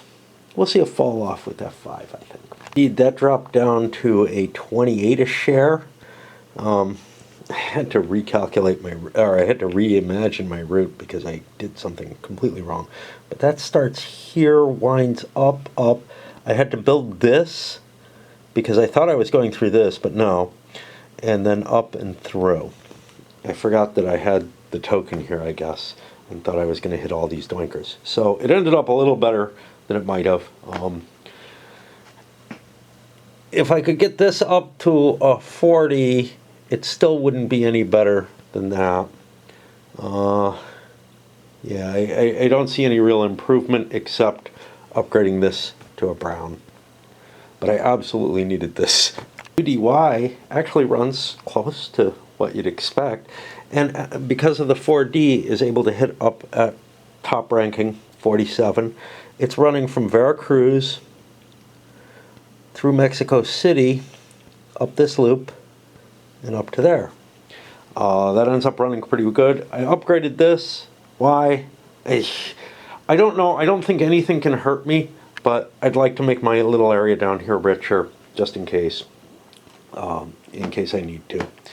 Not enough money to do anything with, nothing really to do, except, you know, I might collect up enough that if I could find any kind of track benefit for the Pacific that needs to be paid for, I could do that. But it looks like the Pacific's down in the rich area where everybody else is playing. They're not paying any attention to their home. And that leaves us with one left, the Tex-Mex. The Tex-Mex closes in with the worst run, bar the Southern Pacific. Now, the Southern Pacic's run is special. It's before Mexico City got hooked up. So it's going to get significantly better, I think. But we'll see. I assume it will. I've got cash to put dots if need be.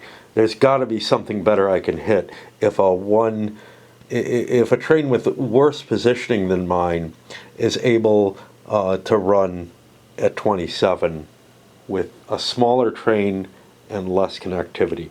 The only exception is I won't be able to go through here, but I will be able to go through things that wasn't, like Guadalajara. So I'm expecting the Southern Pacific's going to do somewhere probably a little above it, but in general, maybe it's not going to do as well as the Pacific does with its 33 on a 6 train. Its track just is not as good. Although, maybe, I don't know. 2, 3, 4.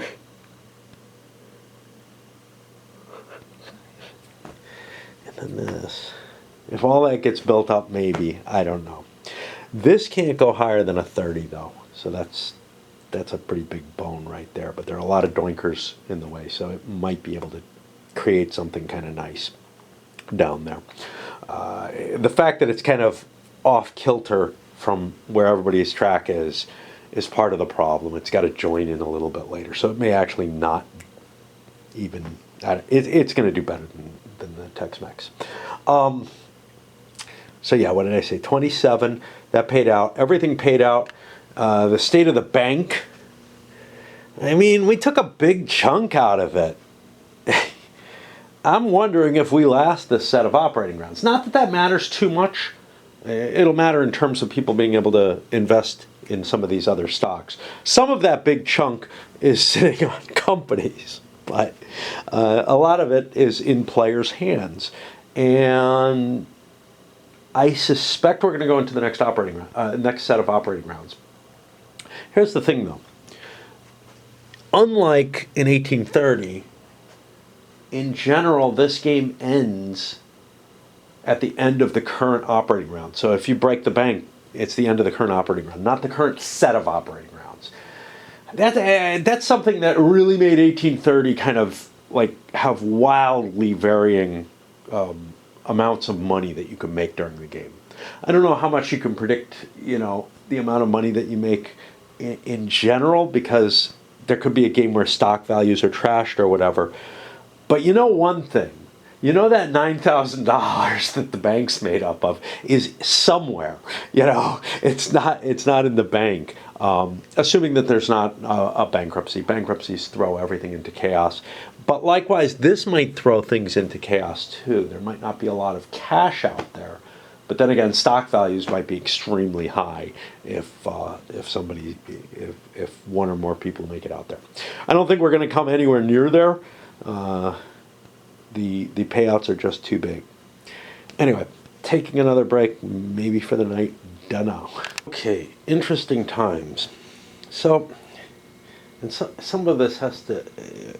First of all, I laid down for about an hour or so, maybe longer, but I think about an hour, and couldn't sleep. In addition to having played some of my addiction.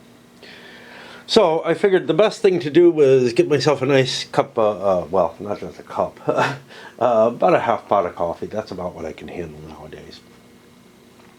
Because I'm sure that'll help.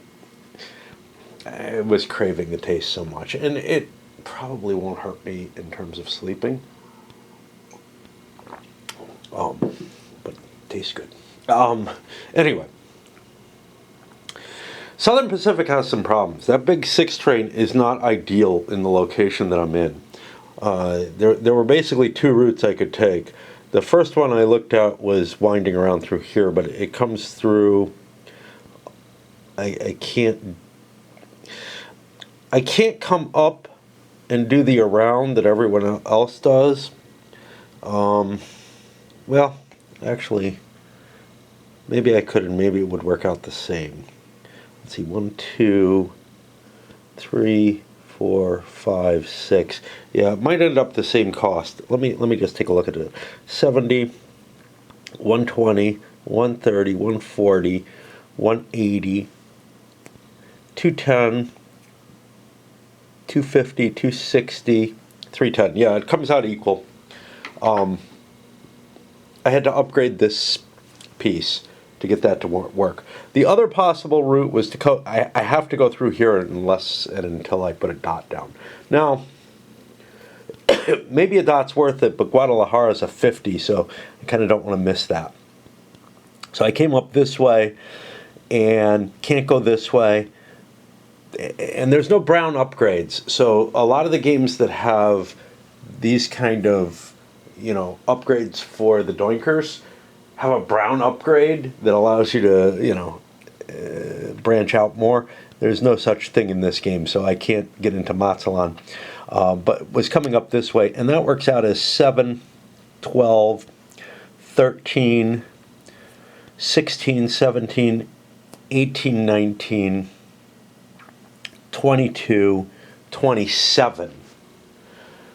But some room for upgrade, right? 27 Mazatlan, that would go to 28, 29, 30, 31, but I would end up at the same place. So definitely not worth pursuing. Now, so that's the track I'm laying. I've got my run set. I haven't decided what I'm doing with it. I have to decide on a token. This would be a nice place for a token. I don't want to get that cut, so I think I need to do that, which may make my decision for me in terms of paying. All right. So my run is 31. Now, before I took that 31, and I already took my cash for the mail run, I had $400 here. If I swallowed, I could get a 4D train. And what the hell could I do with another train is the question. So the 4 train would probably want to hit these 2. And of course, then there's the then what? And what do I use the 6 for? And there's also the question of what do I get out of it, right? If I was doubling my run, I would get. So my guess is I'm only going to get 1 run with the dual trains. That's not right. No, that's not right at all. I won't just get 1 run. Yeah. So my guess was that if I got 1 run with the train, I'd break even if I double the value of my run. In terms of the cash inflow. In terms of stock value, though, I would lose 2 stock spaces. 1 for going back and 1 for not going forward. It might be okay. That might not be as bad as it looks because I'm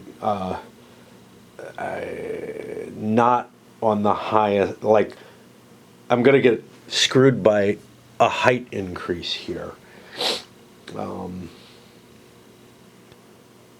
However, I don't think that's that terrible. So trying to figure out how many runs I would need. So if I swallow 310, I don't have enough anymore. That puts me at 650, 665. I think I do need that token. So I'm going to pay out this time. But it's possible that next time I swallow and buy myself that additional train. It was also possible to do this time, but I absolutely need a dot if I'm going to run 2 trains, because my other train would be running this, or, well, one would be running maybe down here and one would be running up here, but it would just be horrible, right? Because there's just no other route going in. Both of my any route that I have going into Mexico City has to go through that piece of track, which means I can only get one train through it, even though it kind of looks like, hey, I got 2 different directions. Nope. And yeah, so I definitely need the dot, and I think I definitely need to pay out this time. But keep it in mind, I have that possibility. I have enough cash and a big enough swallow. Now, some of these others may as well. Texas Mexican is making 27. Nah, they're not close. And all of these others have almost no money. The only reason this has so much cash is all those shares that were kicking around in the initial offering. Not true. I had excess money from my when I bought that 6 train. I had enough that I could have bought a 4D. But now so here's the problem. If you have like a 4 train that's going obsolete, you don't have the options that you do normally when you have a train and you know it's going to rust, right? Like if in an 18XX game, when you have a train and you know it's going to rust, and you're like, well, I should swallow and buy another train, you also have the option to say, you know what? I can swallow or not, get the money together, but I don't need to buy that train right now. I'll take a hit on my next run for having no train and have to pay out of pocket and get a better train that way. And sometimes that's a worthwhile argument or plan. Here, though, you have that option taken away from you. That's something I kind of don't like. Like, I think it's kind of neat that they have the obsolescence of the train. It does. It saved a number of players' asses from crashing hard from the fast train rush, but it has stripped away a tool that I really, really like in 30, which is, yeah, I don't like the train that I could get if I wanted to move forward cleanly. Anyway. Next in order is the National Railways of Mexico. My run, I've looked it over. I can't do better than that 45. So what can I do for the Texas Mexican? Yeah, that's a question. I'm going to see if this works. So the Texas Mexican has a 5 train coming out of here. 1, 2, 3, 4. I need to get back up. That's the problem. Because, see, as things stand right now, I'm running a 1, 2. I used to come through here, but that's been blocked. 1, 2, 3. And then it looks to me like the best I can do is 4 down there. And because my dots are all up here, I don't really have an option to hit Mexico and head this way. I think this is the only piece that helps me, and I'll do that. Plus I'll run the 45 and of course pay out. No way it's worth it. It's 2 swallows for him. So in a lot of XX games, you have this kind of choice of, hey, can I, if I swallow once, I can buy a big train in addition. And it's usually in addition to one of the smaller permanents that you didn't really want to buy, but you didn't want to take a a crash to get the way I was describing. And it's often well worth it if you can do it kind of early, because you'll get a fair number of runs in it. But I don't trust that this one, even if he could have bought it, even if he had bought it, you know, if he had been able to get the token and buy the train this turn, I don't know if it would have been worth it, because I don't know how that bank doesn't look like it's going to last very long. If it's only one more operating round with that double train, it's not worth it. If it's 2, I have to calculate. If it's 3, it's definitely worth it. But it's either 1 or 2 with that bank. So maybe not even. Oh, this trade-in share for the merger, I threw it in the box. I started realizing, hey, I think there's only 90% out. I'm going to say screw it and leave the error in place. I don't know who would have gotten it, what it would have meant. It's an important fucking share. But I'm just going to have it disappear into nowhere and say there's only 90% of the company out. That's a major issue that I screwed up there. But any kind of repair is kind of painful. Anyway, as to what I was saying before, let me get this guy. 1, 2, 3, 4, 5, 6, 240, 270. $300. Yeah, the bank is not healthy. I think one thing that I find is kind of, I don't know if it's a complaint or not, but it feels like whatever few decisions there are in the end game have been kind of stripped away to some extent. If you're taking away that option to try to get that extra train. On the bright side, though, throwing, usually it's like $1,000 into the bank to get that extra train. It's, you know, it's good to throw the money in. It's a good decision, whatever, maybe. The extra money helps to make sure the game gets extended. But it lengthens the game at a time when a lot of the players are going to be like, they have no decisions left. So it may be a good thing to take that kind of decision making away. The ability to like, maybe I can catch up if I do this. However, I find that an interesting strategic choice at the end game. And every time that it's taken correctly, I like that it was taken, but I don't like that it extends the game. So this is not. So this game does it again, kind of in an intrinsic manner. Some other games have like limitations where like those last couple turns you're not allowed to place any track. You're not allowed to buy more trains unless you have to. I don't know if anything restricts the trains, but there's ones where you're not allowed to play track or build or lay tokens. So it kind of fixes the routes and makes it really, really easy to calculate out the values throughout the game. You can basically just spreadsheet it because nobody's allowed to do anything to that. That's one way around it. This one I like a little bit more, although they're still fighting over the track, which can get really, again, tedious at the end of the game if you're in a position where, you know, certainly if you're in a position where you're not in the running anymore. But on the other hand, it's kind of exciting for somebody who is trying to catch up, to try to change the nature of the game at the very end. Tokens, track, whatever, to slice things up. Check my video. While I was not paying attention, I'm afraid I put the money down here instead of up here. Because there's just, I don't know. I don't even know. Why I shouldn't play when I'm, you know, this far into, away from the last time I actually slept. So I was incredibly silly there. The big piles of money are exactly where they belong.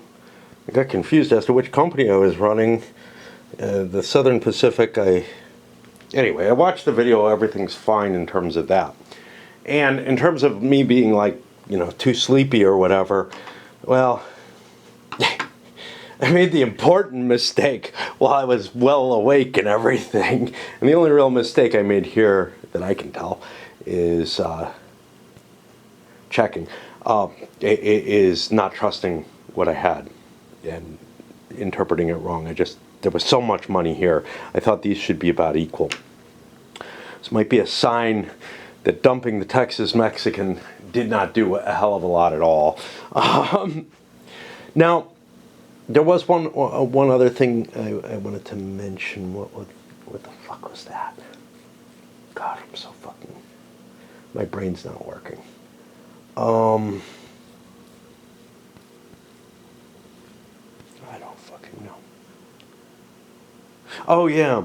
The one thing that I did learn by looking at my camera is, I'm over here grabbing money, putting it here, down here, and I think this is on camera, and it's not. I've got the camera always pointed, cutting off a little bit of what I think you're able to see, which is a little disturbing, and I wonder how much I do that in all my videos. It's not a big deal watching my hand move the money down this far, but it is also not what I expected. The FCP I paid out. I upgraded Tampico. Between that and another upgrade, I was able to get my run from 33 to 35. Basically what I'm running is 1, 2, doink, doink, 3, 4, 5, 6. I have suspicions that I may have a better route somehow, but I'm not sure what.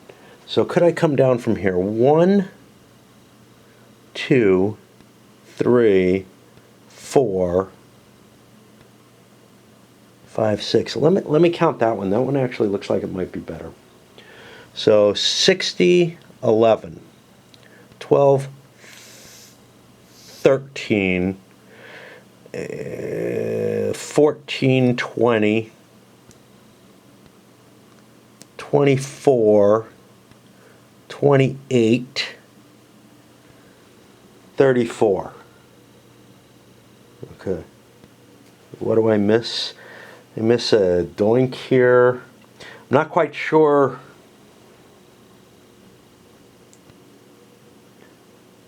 how that ended up less.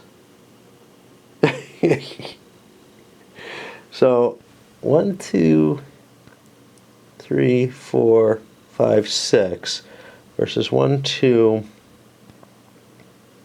3, 4, 5, 6.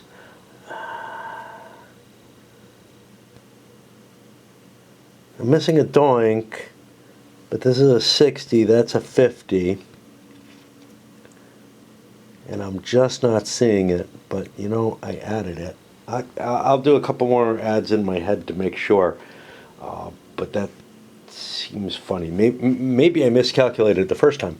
6, 11, 12, 13, 17, 23, 24, 28, 33. Okay, now I'm really lost, because I swear I was at 35. Fucking hell. I found a 36. 6, 11, 12, 13, 17, 23, 24. This can't be. I did that wrong. 6, 11, 12, 13, 14, 18, 22, 28, 29, 33, 36 on a 6. 2, 3, 4, 5, 6. So, yeah, I owe everybody an extra buck. Chihuahua ran the exact same run it had before, the 47 run. That didn't look like it was going to improve, but lo and behold, I had enough cash to lay some additional track, and this is going to help both my railways, the Mexican Central, well, maybe not the Mexican Central, yeah, it'll help the Mexican Central as well, in order to run up here and catch Copper Canyon in addition to Ciudad Juarez. Trades and what allowed me to squeeze an extra buck out of the Mexican, which is, Jesus, how is it running? I think it's running this way.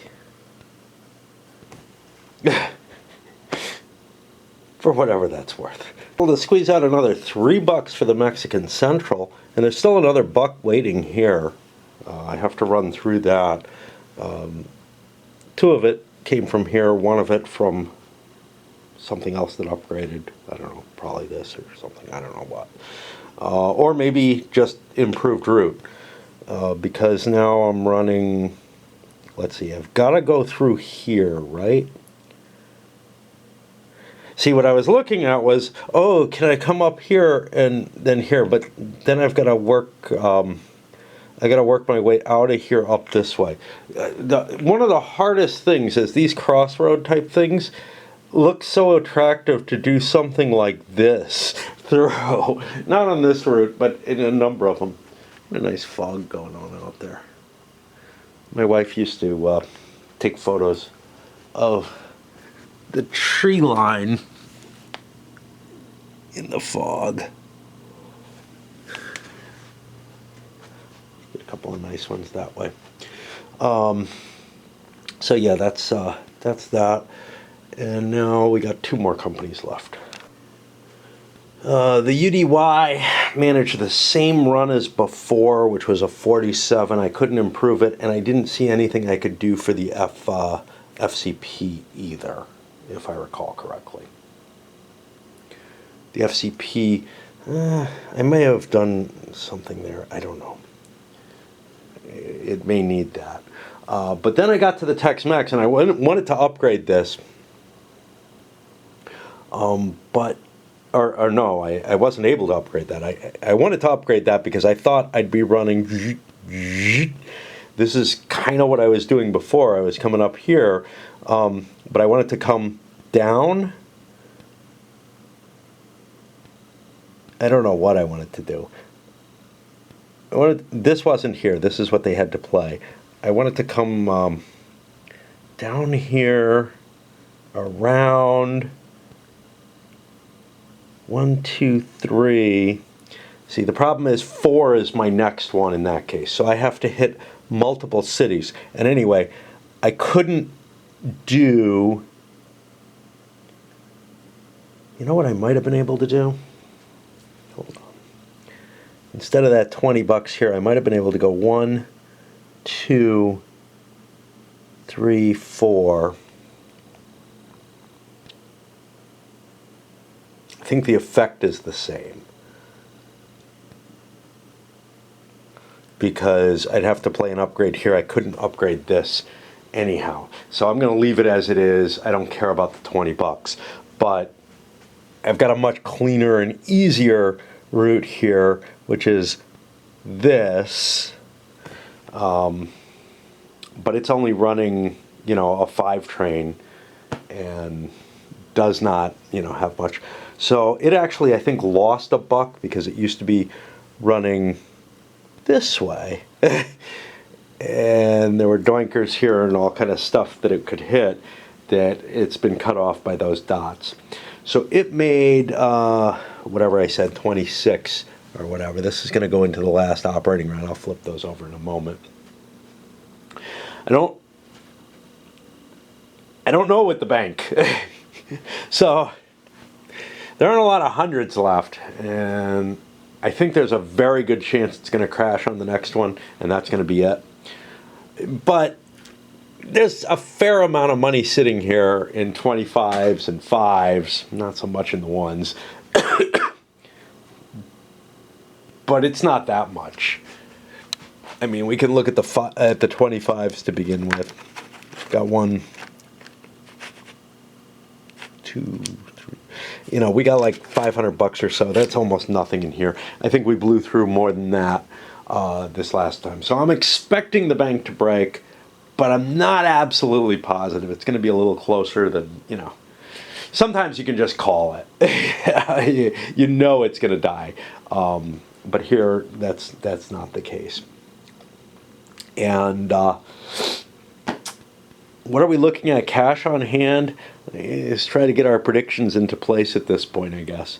Looks like there's a fair amount more cash sitting down here. The guy I thought I was cheating on. This is the guy who got the Texas Mexican dumped on him. And I told you, second person who gets the B&O wins. This was very similar to those dumps of the B&O, where it's a working company, but it looks like it's got a hard route going forward. And the fact that someone can hold it on 20% is sort of the whole key to it all. And the person who sells it, like, if you held the if this guy had held the presidency of the Texas Mexican and thrown the other shares in, first of all, he wouldn't have had enough to start the Southern Pacific where he was able to start it. So it wouldn't have been as valuable. But he also might have lost it. And the second person who gets it, whether it's by a takeover or by a dump, is the person who's going to do well with that company. The first person can't protect it because they just sold off their shares or whatever. So yeah, I don't know. Could I have held it? And I couldn't have held it on 2 shares. That's the whole point. It's the fact that you're able to hold a company pretty much on 2 shares, that nobody else really wants it, that is the big bonus. Now, if somebody else goes for it, you let them have it. Because if you can't hold it on 2 shares, it's no good. But yeah, I think that actually helped him overall and was not a rape at all. The same way that dumping the B&O, I've heard, runs hard and is sitting on a bunch of 2 trains and maybe a 3 train, is not really a damaging blow. It kind of helps both players in that case. This case, I'm not so sure how much he was helped, mainly because he didn't get that much. The privates only being able to sell at 1.5 just isn't that big a bone. There was enough time for the Tex-Mex to collect some cash. It is a neutered line. There's no question about that.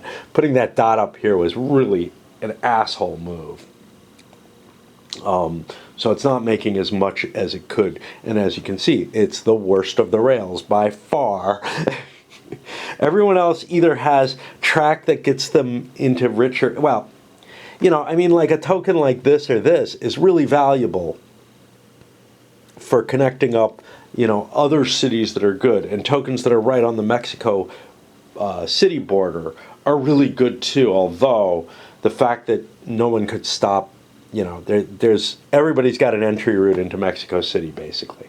So those controlling dots became a lot less important. If we look at other people's money, this guy's got a fair amount, but then there's stock value. And the Southern Pacific has good stock value comparatively. It's going to be in this position. So I've got like an extra $20 per share stock value. That's not enough to make that big a difference, I think. Of course, the Texas Mexican Railway is shit stock value, so that'll cut into his value a little bit. But everyone else is kind of in that same area. We're probably, I don't know, we may not get another stock round. And no matter what, if we do, it's people buying it for one more operating round. It's 1 or 2 operating rounds at this point. Definitely wasn't worth swallowing over here to try to get the bigger train. And it is time for me to stop until I've gotten some sleep, even if I ache to come down here and play. I love my XX, but I'm just too worried about making more mistakes like I did with that National Railways, even though that was while I was awake. After going to bed at dawn, and it's beautiful out, but I'm almost at the time of the turn shift when I feel like I kind of have to play my addiction. And getting a little bit of this in, I'm actually going to break past that a little bit. So, never get outside anymore, never do anything. That's fine. The life of an addict.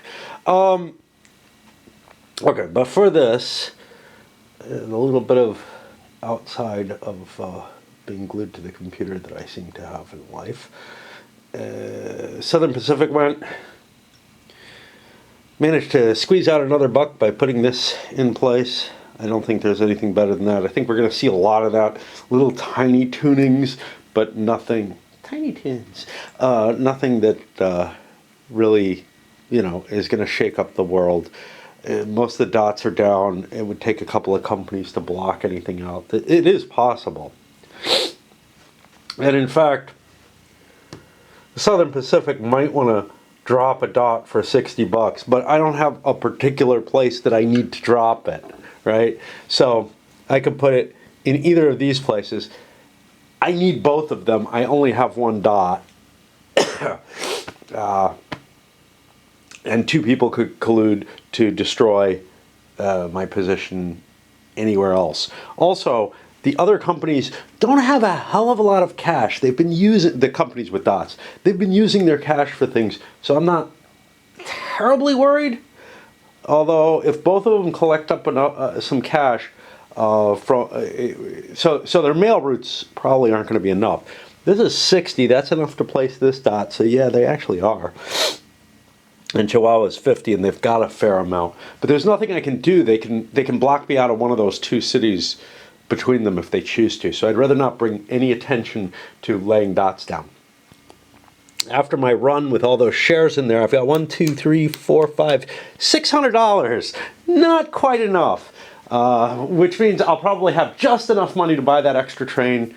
Well, no, I probably won't, because those shares might get bought out. They're better than some of the other companies. And what I was thinking was, I'll have just enough money if there was, if there's one more turn to buy it at the end of my run on that turn. But I actually probably won't even have that. I'm not sure.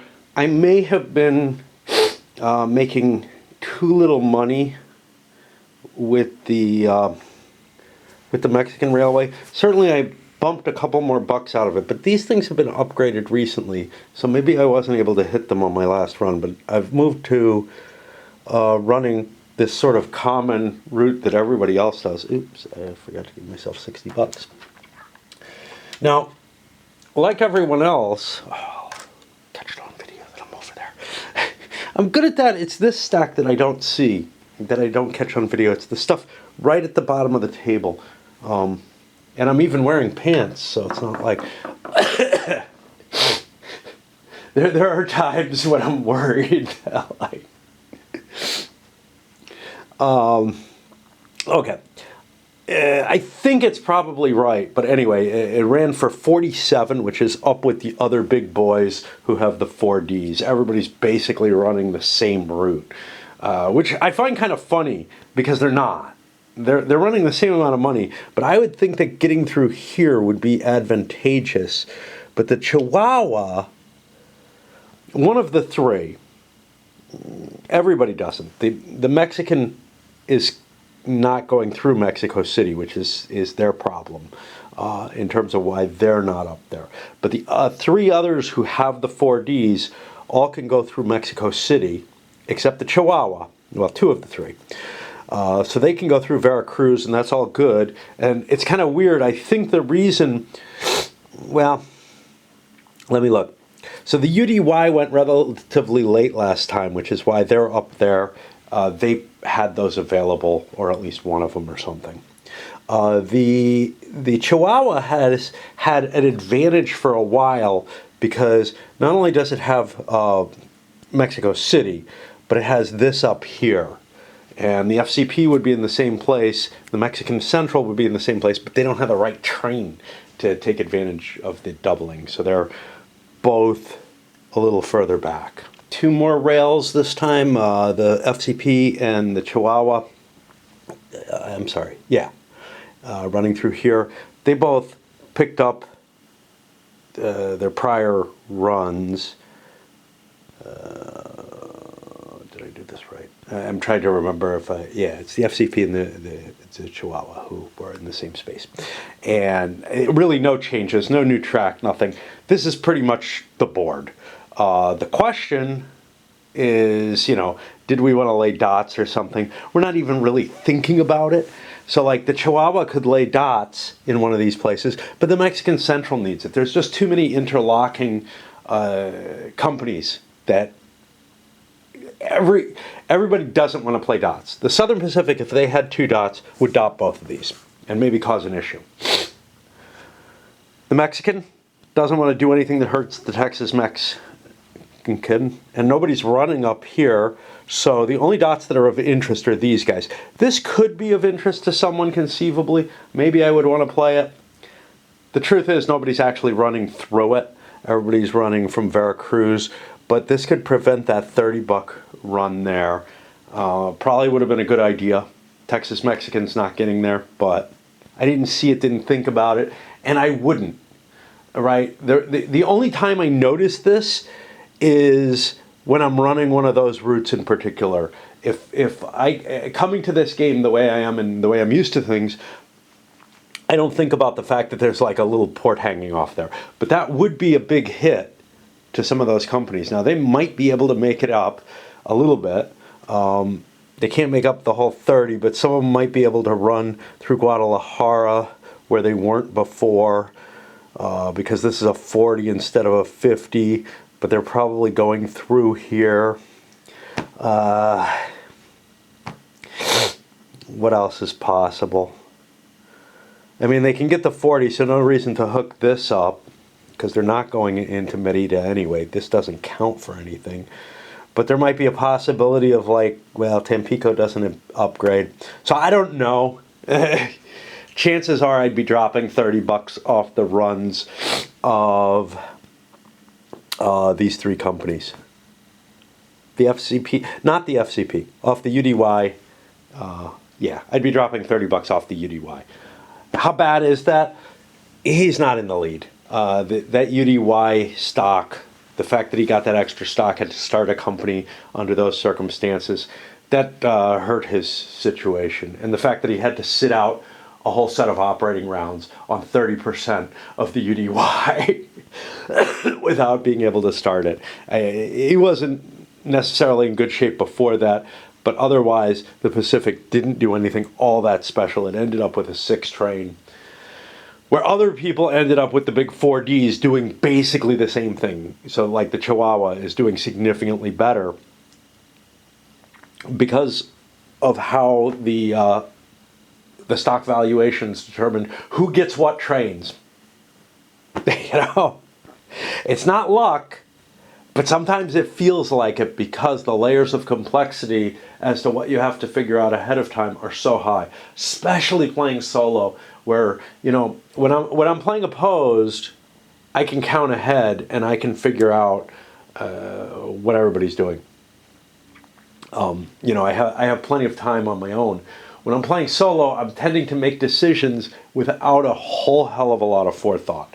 So you'll see worse play than... although I do some really boneheaded things where I miscalculate or whatever. So I wouldn't guarantee that my play is that much worse when I'm soloing it. But my attempts to think forward are less. So yeah, I'm pretty sure the bank is dead. We got four 100s in here, and under 1,000 in total. And there's 3 companies making about 50 each, so that's 1,500. That's close to 1,500. Throw in the change for the mail runs and whatnot, and yeah, it's pretty much broken. I'll play it out to the bitter end in terms of draining this until I'm absolutely certain. The greens have to be gone at the least, right? But that's going to happen real fast, because it's 4 greens for every 100, and they're going to start draining pretty fast. Spoken too fast. I was pointing at this stack, but there's only one of them that's yet to go, or was yet to go. So I ran down to the Mexican Central there, which I think means the Mexican Central. They're making the same runs. I wasn't able to find anything better. We still got a fair stack of greens. Might just squeeze. Two companies left. One of them's only making 26. I think all the shares are out. Not quite. One of them's not. So that's going to be close to $260. Call it that when you add the rounding in, because some of it's going to go into the company treasury. And the UDY is a big one. It's at 47, so that is actually going to hit that big 500, but there might just be $700 in here, right? I don't know about it. There's 1, 2, 3, 400.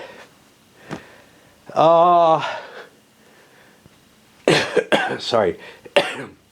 80 times 5 is 400 as well. So that's $800 right there. So if all the 5s were in here, there'd be 800. They're not all in there. There's like $200 short. So 600. So now we're at $600. Is there like another 100? I'm gonna have to actually pay out every single damn penny. It's gonna be that close. I don't know how I feel about that. It's going to be a pain in the ass, because then I'm going to make change when the bank breaks. Can't break. I'll tell you why. And I know it. I ran the UDY. What is the UDP? I don't remember. And there's only 50% of that out of the initial offering. So the big one's only running at half value. So we're going to make it, which, again, it's a pain, because it means I'm going to have, a whole bunch of little money out there. But yeah, it's barely going to make it. And if we were only just a little bit richer, we would have a 4D for the last run without having, paid for it in any way, without having had to do anything nasty about it. But as it is going to break on the next run. There's no question. But there's a stock round before that, which means people have an opportunity, especially those who don't have a full portfolio. And that may actually be a problem, like him. 1, 2, 3, 4, 5, 6, 7, 8, 9, 10, 11, 12, 13. He's actually got an extra certificate that he's sitting on, which kind of sucks. And then there's the question, well, do I dump another trade? Well, I can't. There's 50% in the bank pool, isn't there? Or is there only 40? No, there's only 40. So I could actually dump another Texas Mexican in there. I don't think it's worth juggling your entire situation to try to get control of that extra share, but I don't know. I hate this position in solo games. When I'm playing opposed, when I'm playing opposed, I just make the decision, look, I'm not going to give up my company, but at this very point, it should be absolutely calculable whether or not it's worth holding on to that for that extra share. It's shitty payouts up there. I think I'm willing to sell them off. Now, if I only sell one off, then they become no problem whatsoever and somebody can take it over, but everybody will buy them, so it won't be a problem there. I won't lose the company there either. So yeah, I'm fine selling one. And that's pretty close. I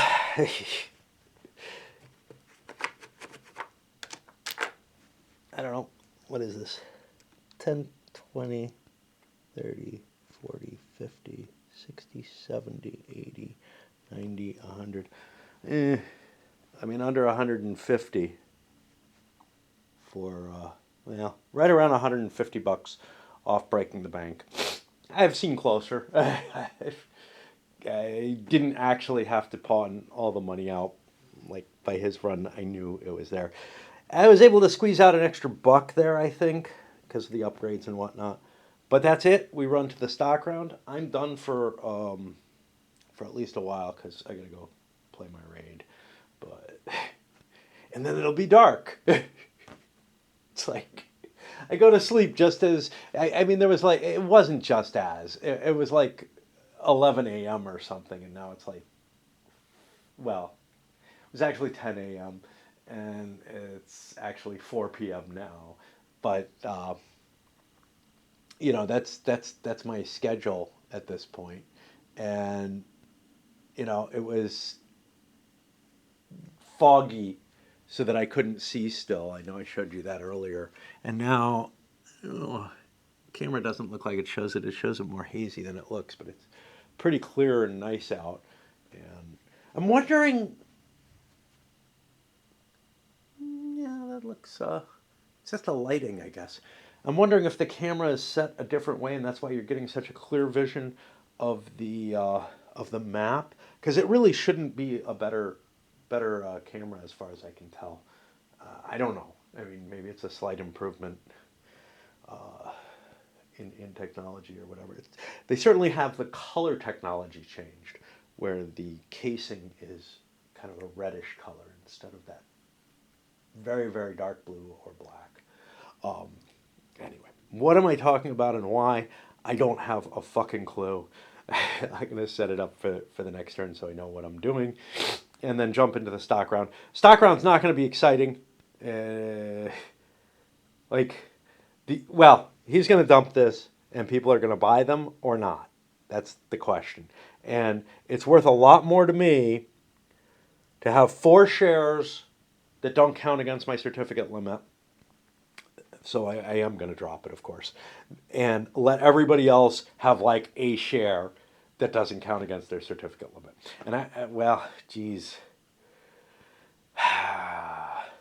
You know what my best move actually is? Do I have priority? No. Is to buy one of these and then sell. Ah, I'm over the ledge. I'm screwed. I can't do it. Oh well.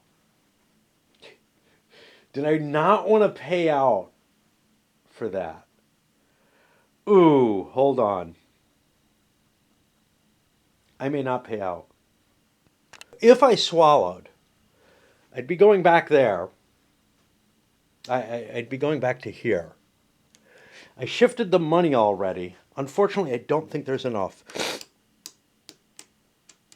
1, 2, 3, 4, 5, 650.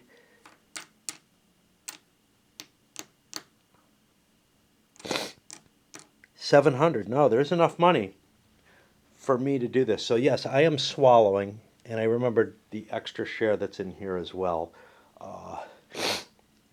I'm going to buy me a 4D train. This allows me so many things. First of all, I've got a really good company, the only one in the game with I have really good trainage. The only train in the game, or the only company in the game with 2 trains. That extra 5 train is pretty iffy, and it's not like the National Railways is going to be able to buy the train and use it. There is only one more run, even after I throw this cash in.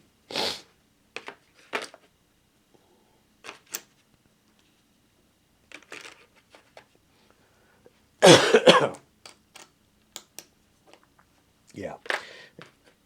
This is the kind of weird endgame move that gets me really excited when it happens. And what it means is I can buy a share of this and sell it. That way I'm still holding my 50%, because this is going to be so good. I don't want to lose control of it, but I have room for another share and then to dump it. And by dumping it, I drop it into the yellow. Now, I have too many. The problem is I have too many fucking shares. 1, 2, 3, 4, 5, 6, 7, 8, 9, 10, 11, 12, 13. So I'd have to drop a couple of shares of something else. That's probably safe. What is my worst payer? Well, the Pacific is a bad payer. So 1, 2, 3, 4, 5, 6, 7, 8, 9, 10, 11, 12, 13. Because I have to buy a share and then sell it. That's the problem to hold this. The Pacific is not going to pay off all that well. So I can get rid of that to get me down to the 12. 11 plus 1 is 12. I'm good at doing math. But 12 isn't good enough. I have to drop a second share. That second share, what's it going to be? Well, I guess a Mexican. I think I'm going to have to do my stock round at this point, because I will not remember these machinations. Uh, and what the fuck did I do?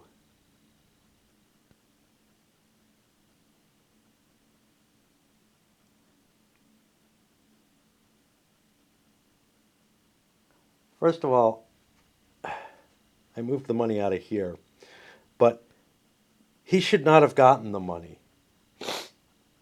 I hope I haven't been making this mistake all along. Hey, he owned it once, you might as well get the cash. I don't think so, because this guy's doing so much better. I have to move anything. Because what happened was I took the 135 out of his piles of big cash, okay, in order to not move all this shit that I was going to need to keep recounting and everything into here. So he netted zero out of this, which is exactly what he should have netted out of it since he doesn't own any shares. I didn't give him any money, but he swallowed and netted zero, which is exactly what he should have gotten. So that's not an issue. The bank, the corporation treasury got all 270 bucks, and I made sure of that. I was very careful about making sure I accounted for this share. I just, God. I wonder how many big mistakes I've made in this game that I didn't catch. I mean, this one I caught too late. But I bet you there's equally stupid things, and that's one reason why I never trust, my end scores in these games, because it's so likely that I made some kind of mechanical mistake. And one reason why I can't really tell you much about a game in terms of what the right strategy is, what strategies work after only one play. Something like 1830 or some of the other older ones, 56, 70, not so much 35, much as I played a lot of that opposed and not very much solo. So I don't know as much about it. But the ones that I played a lot of solo, 2038, I end up with sort of an aggregate knowledge. So unless I'm making the same kind of mistakes every single time that favor the same person, it's not gonna balance out. So when I make a rule like second person on the B&O wins, here I'm really thinking that Tex-Mex was a giveaway. I gave somebody a company that was not in terrible shape. I made it worse, but I probably would have been better off holding it myself. Throw my 30% in or whatever into the bank pool and let other people decide, do they want to own it or not? And generally the answer is, nah, that doesn't look too healthy. And then eventually everybody buys it up when it looks healthy.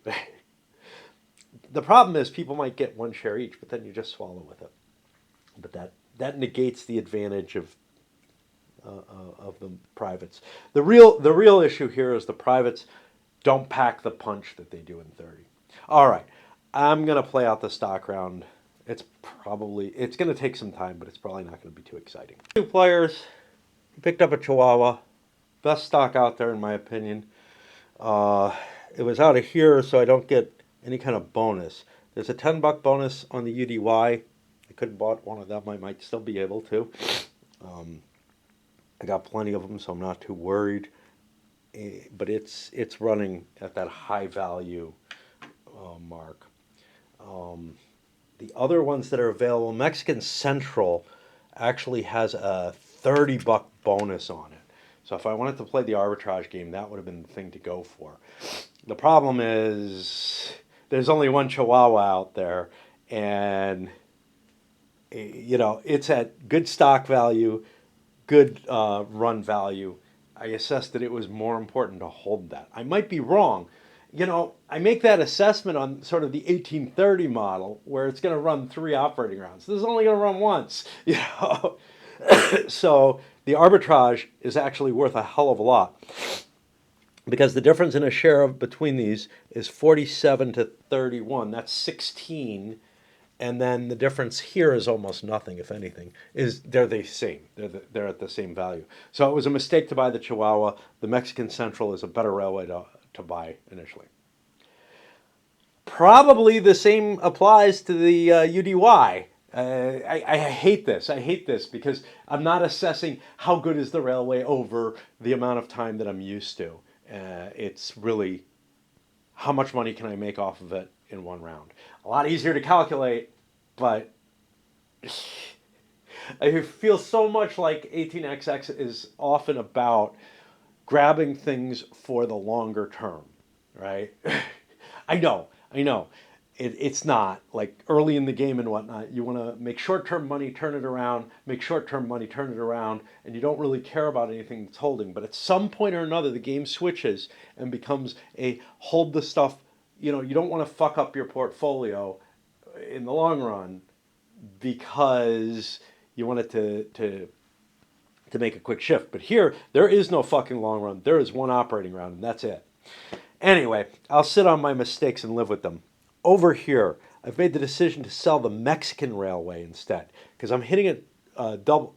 If I hit one once, yeah, it'll probably go back up. No big deal, right? But if I hit something twice, it goes down, and that hurts a lot of other people. Now, unfortunately, it doesn't hurt him. He's the one that I'm in the closest competition to in terms of cash, and stock values are probably about equal, although I do have those stupid Tex-Mexes. The only real, this is the guy with the extra stock value. But he's got a couple of Mexicans too, so we'll do that, and that'll get me 220 bucks. Hey, look, there's money. And now I should have room for another Texas Mexican. 1, 2, 3, 4, 5, 6, 7, 8, 9, 10, 11. I do. So I'm allowed to buy one of them. I don't want to buy this one, although it's only 60 bucks, but I have no real need to put money in there.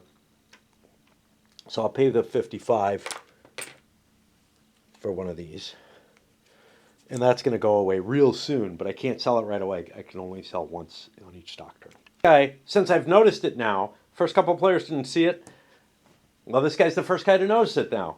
He is taking advantage of the arbitrage, and now everybody sees it. And they're like, oh. And maybe he even explains it. I had a buddy who would do this. I think it's common with a lot of people. They make a move that everybody looks at and says, well, why are you buying that shit?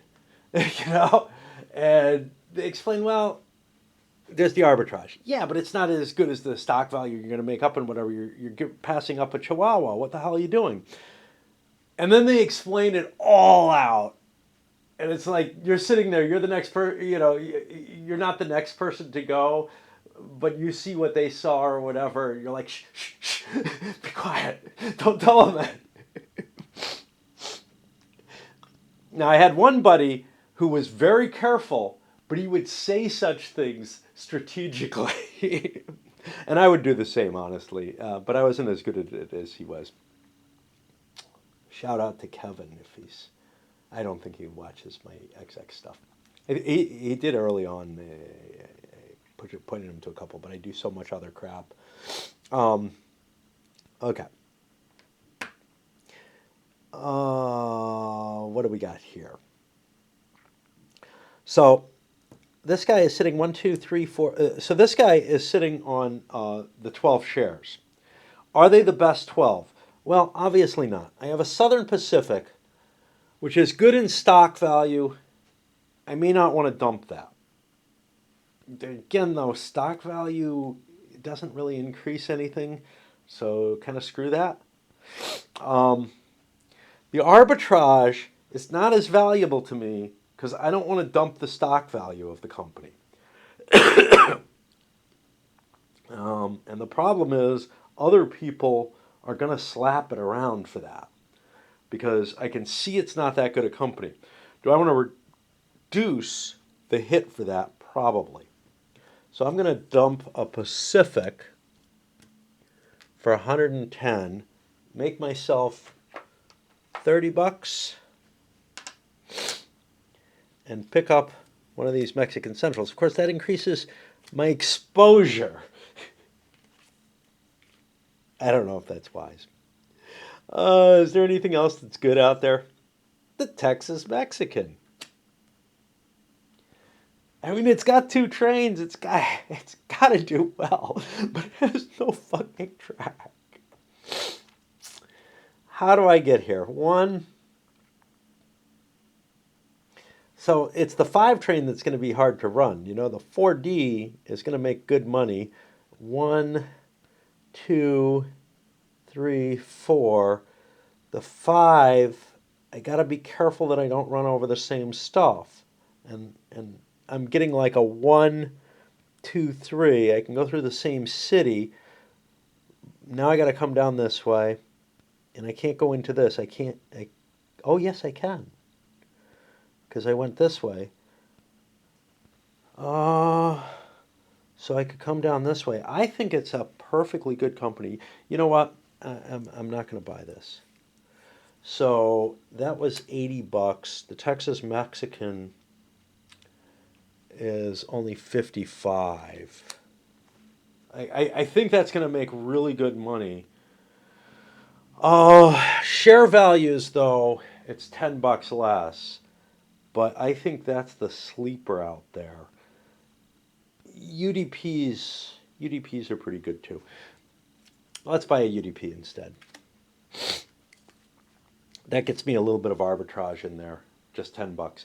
But I think exposing myself greater to the Mexican Central arbitrage is a bad idea. Maybe not a lot of people will take advantage of it. Oh boy, this is getting complicated. So now I've got not a full portfolio, and I think the arbitrage is worth it for me, which means I spend the $80. I'm sorry for all the analysis on this part. This is really intriguing to me because things are different than they normally are. I buy a Mexican Central. Now the question is, do I dump it? I'm the second person to be playing the arbitrage game. If I don't dump it, he buys and dumps it twice. So I think the answer is yes, and I make 110 back. Likewise, this guy played the arbitrage game as well. 1, 2, 3, 4, 5, 6, 7, 8, 9, 10, 11. I had room for one. I bought one, sold it. Now the price is down to 100. I'm only going to make $10 off my share, but I can buy and sell a second share. And oh boy, are we dumping the stock value of that thing. Yeah, I didn't want to hold 2 of them. Or I didn't want to hold a 6th one of them. Okay, to over here.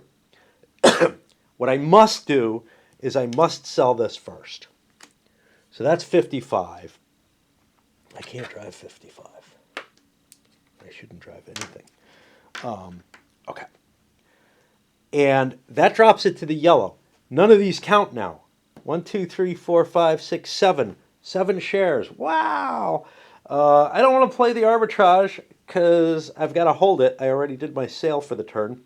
However, the UDP arbitrage is not bad. And maybe I'll be holding them. But now the world is totally different. What's the most valuable thing in the world? The Texas Mexicans. They don't count against share limit. And they're running 2 big trains. Where things get kind of interesting. So this guy has this from his arbitrage. I don't know if anybody... So if I hold it, there'll be another arbitrage here possibly. Maybe not. Who knows? But I could buy another one for the $80 and make another $10. However, owning this is more important, and this is where the kind of more long-range money comes in mind. Even in this, I know it's only going to be one more operating round, so I'm going to dump this, get it out of my portfolio. That's $90. Make it 100, and then I've got to buy a Texas Mexican, and what are they? 50 each. Because if I can get 2 of these, that's a benefit. And then I'll still have room for another share of something. But so far, the 3 people who've dealt in the arbitrage have already played their money out in it. And there's no more opportunity there. This guy could slap it just for the heck of screwing his main competition's stock value, which he probably will do. But might wait until all the UDYs are gone. And then he's got to make kind of an assessment of what he wants to hold at the end of all of this. The nice thing about doing it the way I did is I still have 50% of the Trans-Mexican. I won't lose it no matter what anybody does. And I've got 5 shares of it that I get to hold against nothing. and it's got huge trains. Sure, I didn't get quite as much money as I could have in between turns, but money isn't my problem. I have enough to fill out my portfolio, that's for sure. Even with 50% of the Texas Mexican sitting in there, not counting against certificate limit. Everybody went around and bought their free share. It's all out of there. Oh, it's going to sell out too. So it's going to make up its value. That puts it here. I can't buy this last Texas Mexican. It would be at a $10 penalty, but it's well worth it.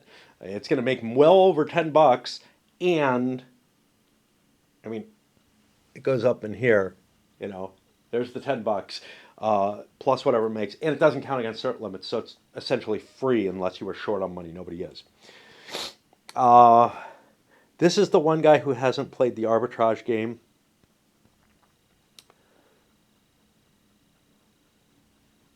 I don't want to yet. I have tons of shares. I can only do it. I only have one level of it, so I will again buy a UDY. And now it's possible somebody could set things up to screw the UDY, but they'd only be hurting themselves. So the answer is no. That's not going to happen. I think the dump of the Trans-Mexican is what gave this guy the game. It's the same rule as I have with the B&O, the second person owning the B&O, because the B&O is always the company that gets raped. It makes great money early. This did not make fantastic money early.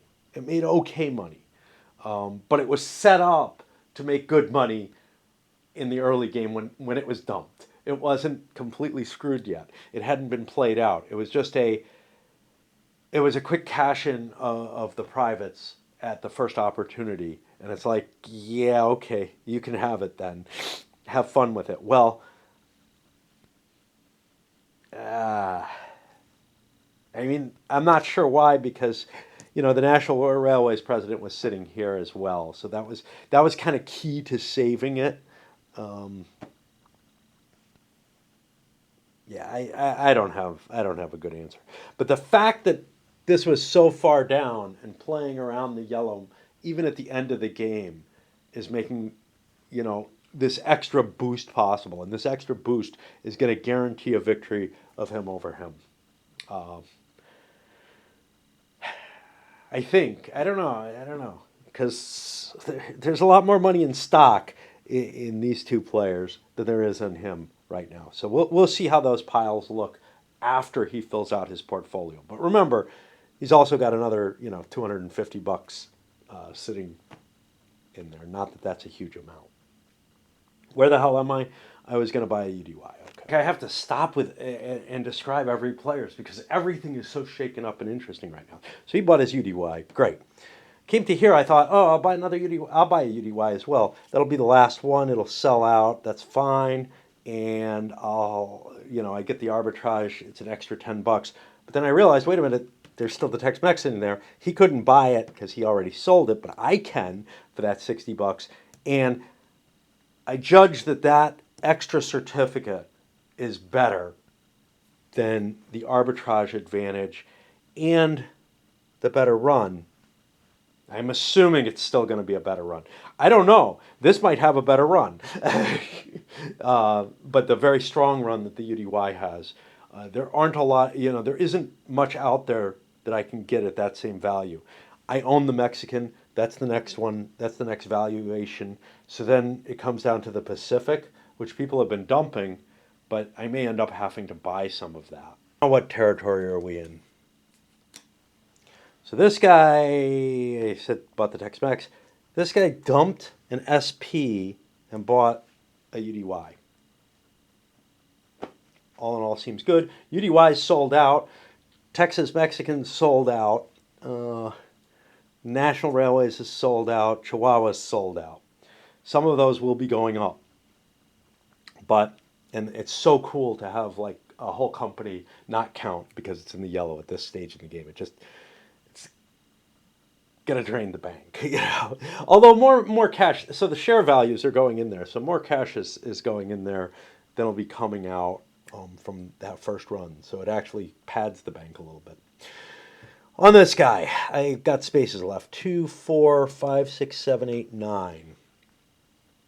That means I have 3 spaces left. I'm not too worried about the FCP, about anything about the FCP.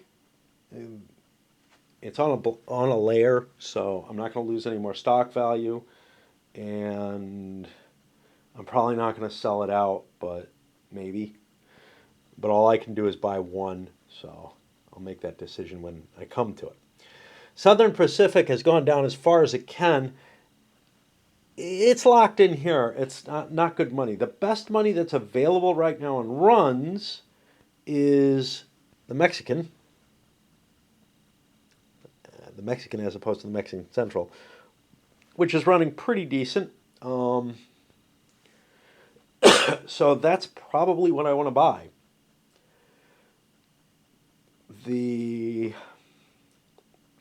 Trying to think if there's any other reason to buy anything. I don't know what I've sold. That's part of my worry. He sold those Mexicans. I may have sold a Southern Pacific. No. Oh, fuck, man. I don't think the only thing he sold was the arbitrage rail, which was the Mexican Centrals. He sold the Mexicans, yeah. Okay. So I can buy the Mexican. And nobody can basically buy the Mexican Centrals. Okay. The Mexican to here, this guy. I've got room for like 3 more shares now because things don't count. I can't buy the Mexican Centrals. I remember arbitraging just to screw him. No, I haven't done it yet. Oh, that's interesting. Well, maybe I just want to do that.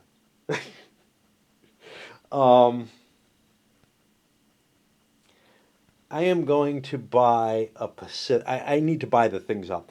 I'm going to buy a Pacific. Now, you might say, hey, why don't you want to buy the Southern Pacific? Because the Pacific is likely to actually go up in value, whereas the Southern Pacific is stuck here where it's going to have to spend a step going up. Does that matter?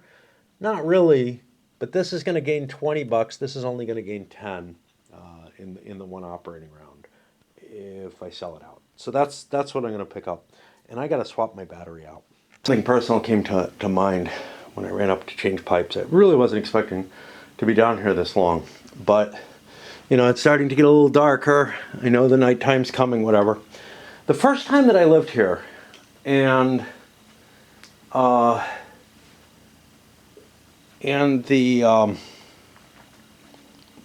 really everywhere I've lived before that, I had kind of no, except maybe my mom's house. Well, it's not my dad's. My mom died, but the barn.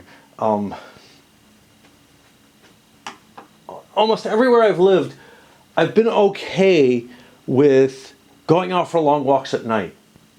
This is kind of the first place where I haven't really felt that way. Not safety or anything. It's actually, I'm so far removed from anything interesting to go down to. Like, it's a 25-minute walk to get out of the park and residential area that I'm in. You know, and I'm just not used to that, right? Now, that 25 minutes gets me down into kind of the university area, but that's not very lively. Unlike, say, Scottsdale, or not Scottsdale, yeah, Scottsdale, right? No, not Scottsdale. Tempe. In Phoenix, where, you know, it was a little longer walk than that, but it would be a walk to the university area of like 35 minutes or something. That was pretty hopping, you know. That was like the main, right near the university was sort of the main party area of the town. So I would head down there sometimes at night. You know, if I was in emotional distress, like I have been the last couple of years, having to go for walks is important. And if I'm up at night most of the time, which is also often the fact when I'm unhinged the way I am, you know, no job, nothing like that, that, you know, it just, and the two often go together. I need to be near a place where there's that kind of life to want to go out for a walk at night. So it's not even, you know, it's really that it's like a 45-minute walk to get down to where the lively stuff is happening in this town. I didn't really realize how big a deal it would be. It was actually, to me, something of a positive to be here, because I was close to the university, and I thought, oh, that's nice. You know, there's neat stuff near the university. And I actually had some hopes when I first moved here of getting more involved in the computer science department there. They give talks and stuff, and I just haven't really been paying any attention to it, or trying to figure out. And then obviously, you know, I don't know, COVID fucked everything up in terms of that kind of stuff. But long before that, I had already given up on the idea of that, which kind of sucks. And also, when I moved here, I thought maybe there's, like, you know, a gaming club at the university or something. I didn't look for that. I looked for it back when I was here originally. Anyway, why am I babbling so much about this kind of stuff? Just because it's on my mind, and hell, if you're this far into my XX games, you're used to me by now, aren't you? All right. So where are we? We're on this guy, because I put the die here to remind me when I went up. And what's he want to do? 1, 2, 3, 4, 5, 6, 7, 8, 9. He's got room for 3 more shares. Jesus. I mean, the interesting question is, the SP maybe could get some kind of advantage. I don't think so. I think the Pacific is just better off the bat, and there's not anything else I can buy because I did the arbitrage, so I will buy the Pacific, I guess. The first guy who's filled up picks up the priority, but now I got a problem. I don't remember if this guy sold the Southern Pacific. Why would he have?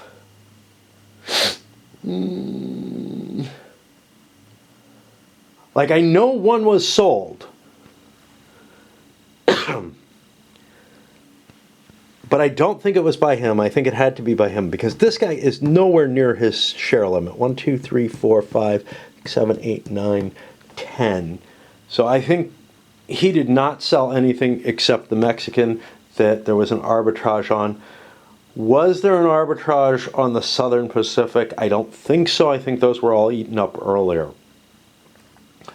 So since I can't buy the Mexican and I want to buy something, it's time to buy the Southern Pacifics. And we're going to see more and more of that. I think we're going to sell out on everything except the Mexican Centrals.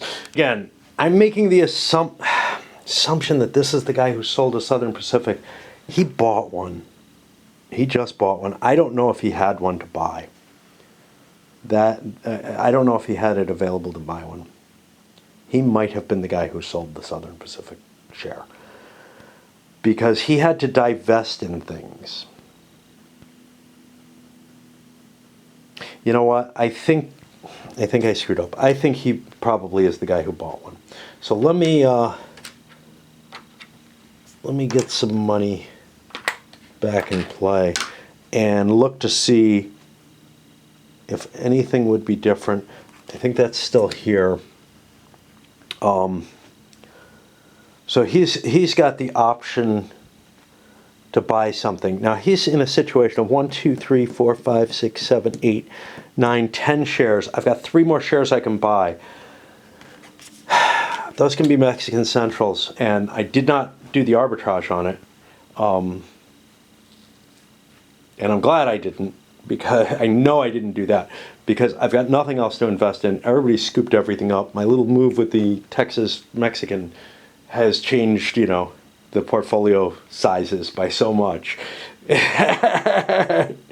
And people already had a fair amount of room that all the shares are getting eaten up. The Mexican Central is still not going to sell out, but yeah, I can at least buy that.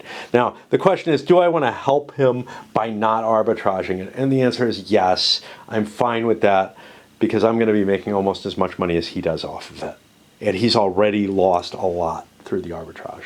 Opens up the Southern Pacific for him. Now, there's a little bit of a time screw up there, but I think it's okay.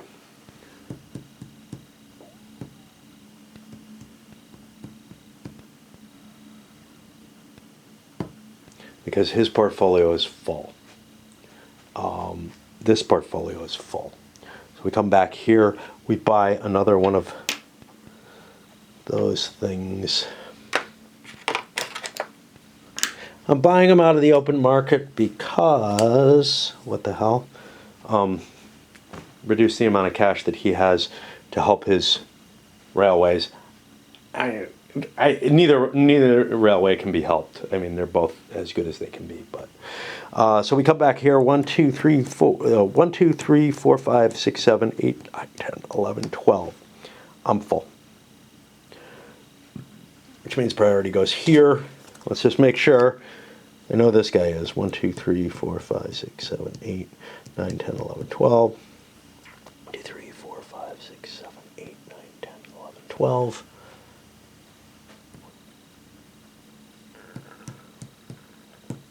Yeah.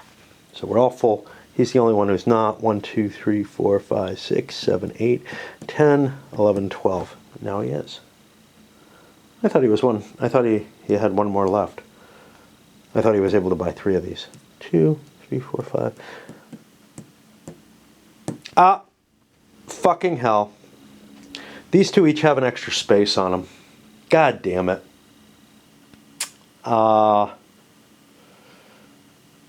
Okay.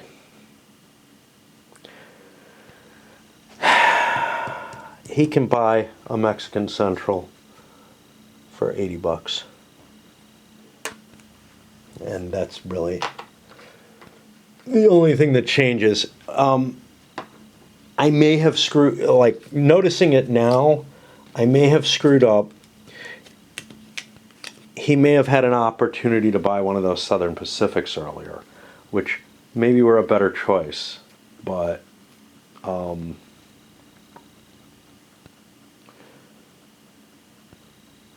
the thing is, maybe they weren't, but the thing is, it would have hurt this guy.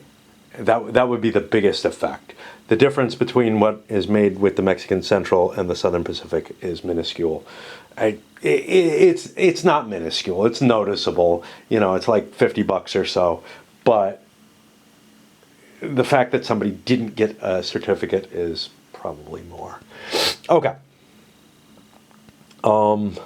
So I think that's the end of things, and the priority will end up here because he noticed that right at the end. And now, what's sold out? Everything except the Mexican Central. Wow, really sucks to be that railway. And we go down. There's only going to be one operating round. I can guarantee that. But we're all the way over here technically.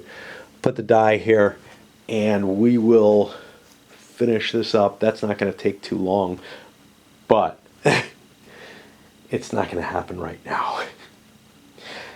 I love the artwork on the box. I don't know why. It doesn't really look like an 18XX game with this artwork. It looks like it belongs, you know, as brass or something like that. But it's well, it's all a board game. So. I wonder if all their stuff has that kind of artwork. It's very appealing to me. I'm tired enough of my addiction. It could push further, but I kind of wanted to break away. So down here, I'm going to finish this sucker up. Ran the Southern Pacific. No changes, 32 a share. Still not enough money to buy the 4 train. It's not going to matter. The bank is definitely breaking this time. I haven't thrown the money in. I always wait until until I'm absolutely certain. But I mean, I'm about as certain as you can be. But you know, I like to have the visual in front of my eyes where it's like, yeah, I can see that the next run is going to wipe it out or whatever. So, you know, blues and greens aren't too bad to deal with. It's once I start getting to the reds and whites and have to pay out, you know, hundreds of dollars in them that I'm not happy. All right, I'm a little disturbed. The Chihuahua made it up to 49. Now that would indicate that I wasn't hitting Copper Canyon. I thought I had it hooked up already. I don't know. Again, I make lots of little mistakes like that. There's no question of that. At this point, I think I can call it. we're looking at, what, 200 here, 300, less than $400 left, with the next company running at 43 and totally sold out. In addition, it's going to grab another 40 in its pocket. So I'm going to start busting out the 500s, and this is the last round. I don't want to dig into the reds and whites again. I had to do it last time because I really was not sure whether it would break, and it didn't. I may have played kind of stupidly in the last round. Nobody tried to stop the Texas Mexican from making its big run. Maybe they didn't think about how big it would be, whatever. If we look through the order, the SP had a dot, could do it, could place their dot, no problem somewhere. The run ended up being this for the 4D, and then the 5 came down 1, 2, 3, 4, 5, and I cheated. I made it $2 too high. I counted the Copper Canyon. I made it $1 too high because Matsellen wouldn't have been improved. Instead, I would have laid the triangle up here. I'm going to leave it as is and not worry about that extra $1. If the game's really close, people with an extra Tex-Mex share, each Tex-Mex share is worth $1 less than it is, and I can penalize at the end. The run I came up with was 67. It should be 66. Now, it would have been possible for people to fuck with this. So the SP could have dropped something, up here or down here and really cut that run. So it shouldn't have happened, right? So after the SP does its dot, which it, no reason not to. The Chihuahua might not want to lay one because I've got the Mexican Central to deal with, so I don't want to block anything out here. The National Railways obviously isn't going to play in this. Let's try to suppress my other company, which puts us to the FCP no dots, Mexican no dots, Mexican Central no dots, the UDY no dots. So yeah, actually, I don't think I could have stopped it, at least not completely. It might have cost $1 or $2 if somebody put a dot here, but probably the SP would have put its dot closer up here to try to really hose them over and force them to run 2 trains, in this little tight pocket up here, which they just, they would get nothing for. But if they had done that, I don't think anybody would do anything. Now, the Chihuahua might have played one here, which would cost $1. Another $1 off the run, right? Because instead of zooming up here, I would have the track that I had down there, couldn't go up here, and don't get that extra $20 doinker. On the other hand, might I have been able to juggle this better? Nah, I don't think so. I was wondering, could I get up to here instead of one of those 4s or something? Not that big a deal, though. It's a $20 difference, which if I miss this would be the same, so screw that. So this is our final position. It's going to be pretty close to what it should be. Minus the one big error is the National Railroad of Mexico, that extra share. That would have ended up in someone's hands. It's a big 10% share. I kind of didn't notice it because of these 5% shares. It's not why I threw it away. I threw it away because, no one can get this. Nah, it should have gone into here and been available. I think all the shares had been bought by that point. So it would have been whoever had priority would get an option on picking up that kind of nice share. No way to tell what would have happened with that. That's way too complicated an error by the time I caught it to have fixed. So I guess I start adding it all up. I hate doing this. Yeah, this is the sign that I'm not really all that into an XX right now. I mean, I had a lot of fun playing it, but I don't really give a shit who wins. I already kind of know, right? It's this guy. Well, I don't know, man. So in terms of cash on hand,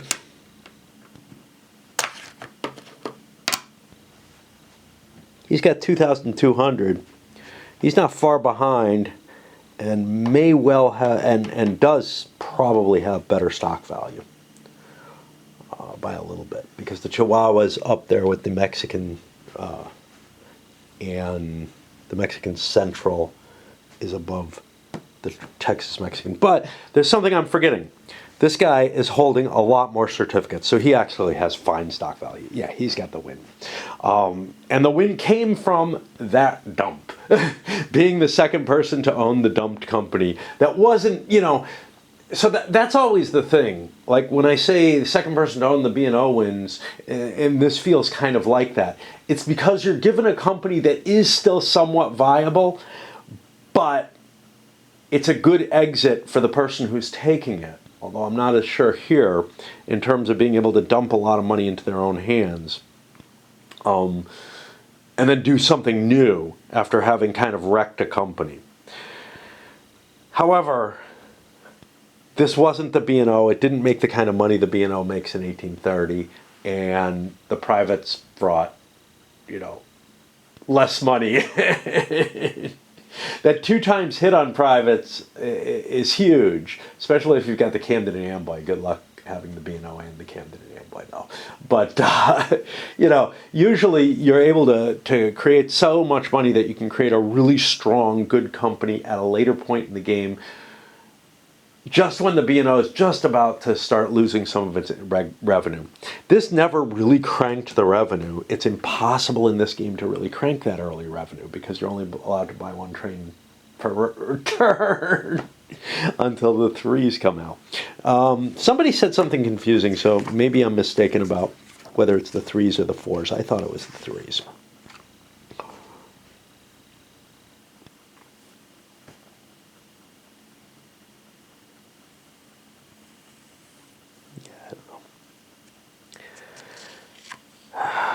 It's not listed there, at least not that I saw. So buying trains, you'd think that comes after running trains in the order, but it may not.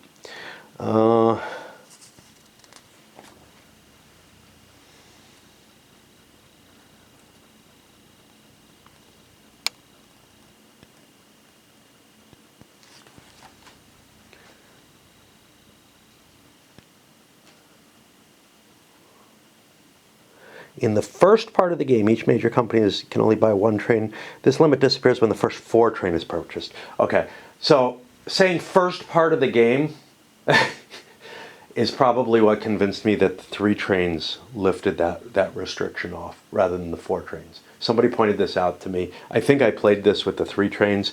Again, that makes sense to me. The first part of the game, to me, is the first phase. Yeah, yes, I know. It isn't worded exactly that way, right? But if I'm not going to look something up constantly, and I don't like to look up every rule, how is it going to stick? All right.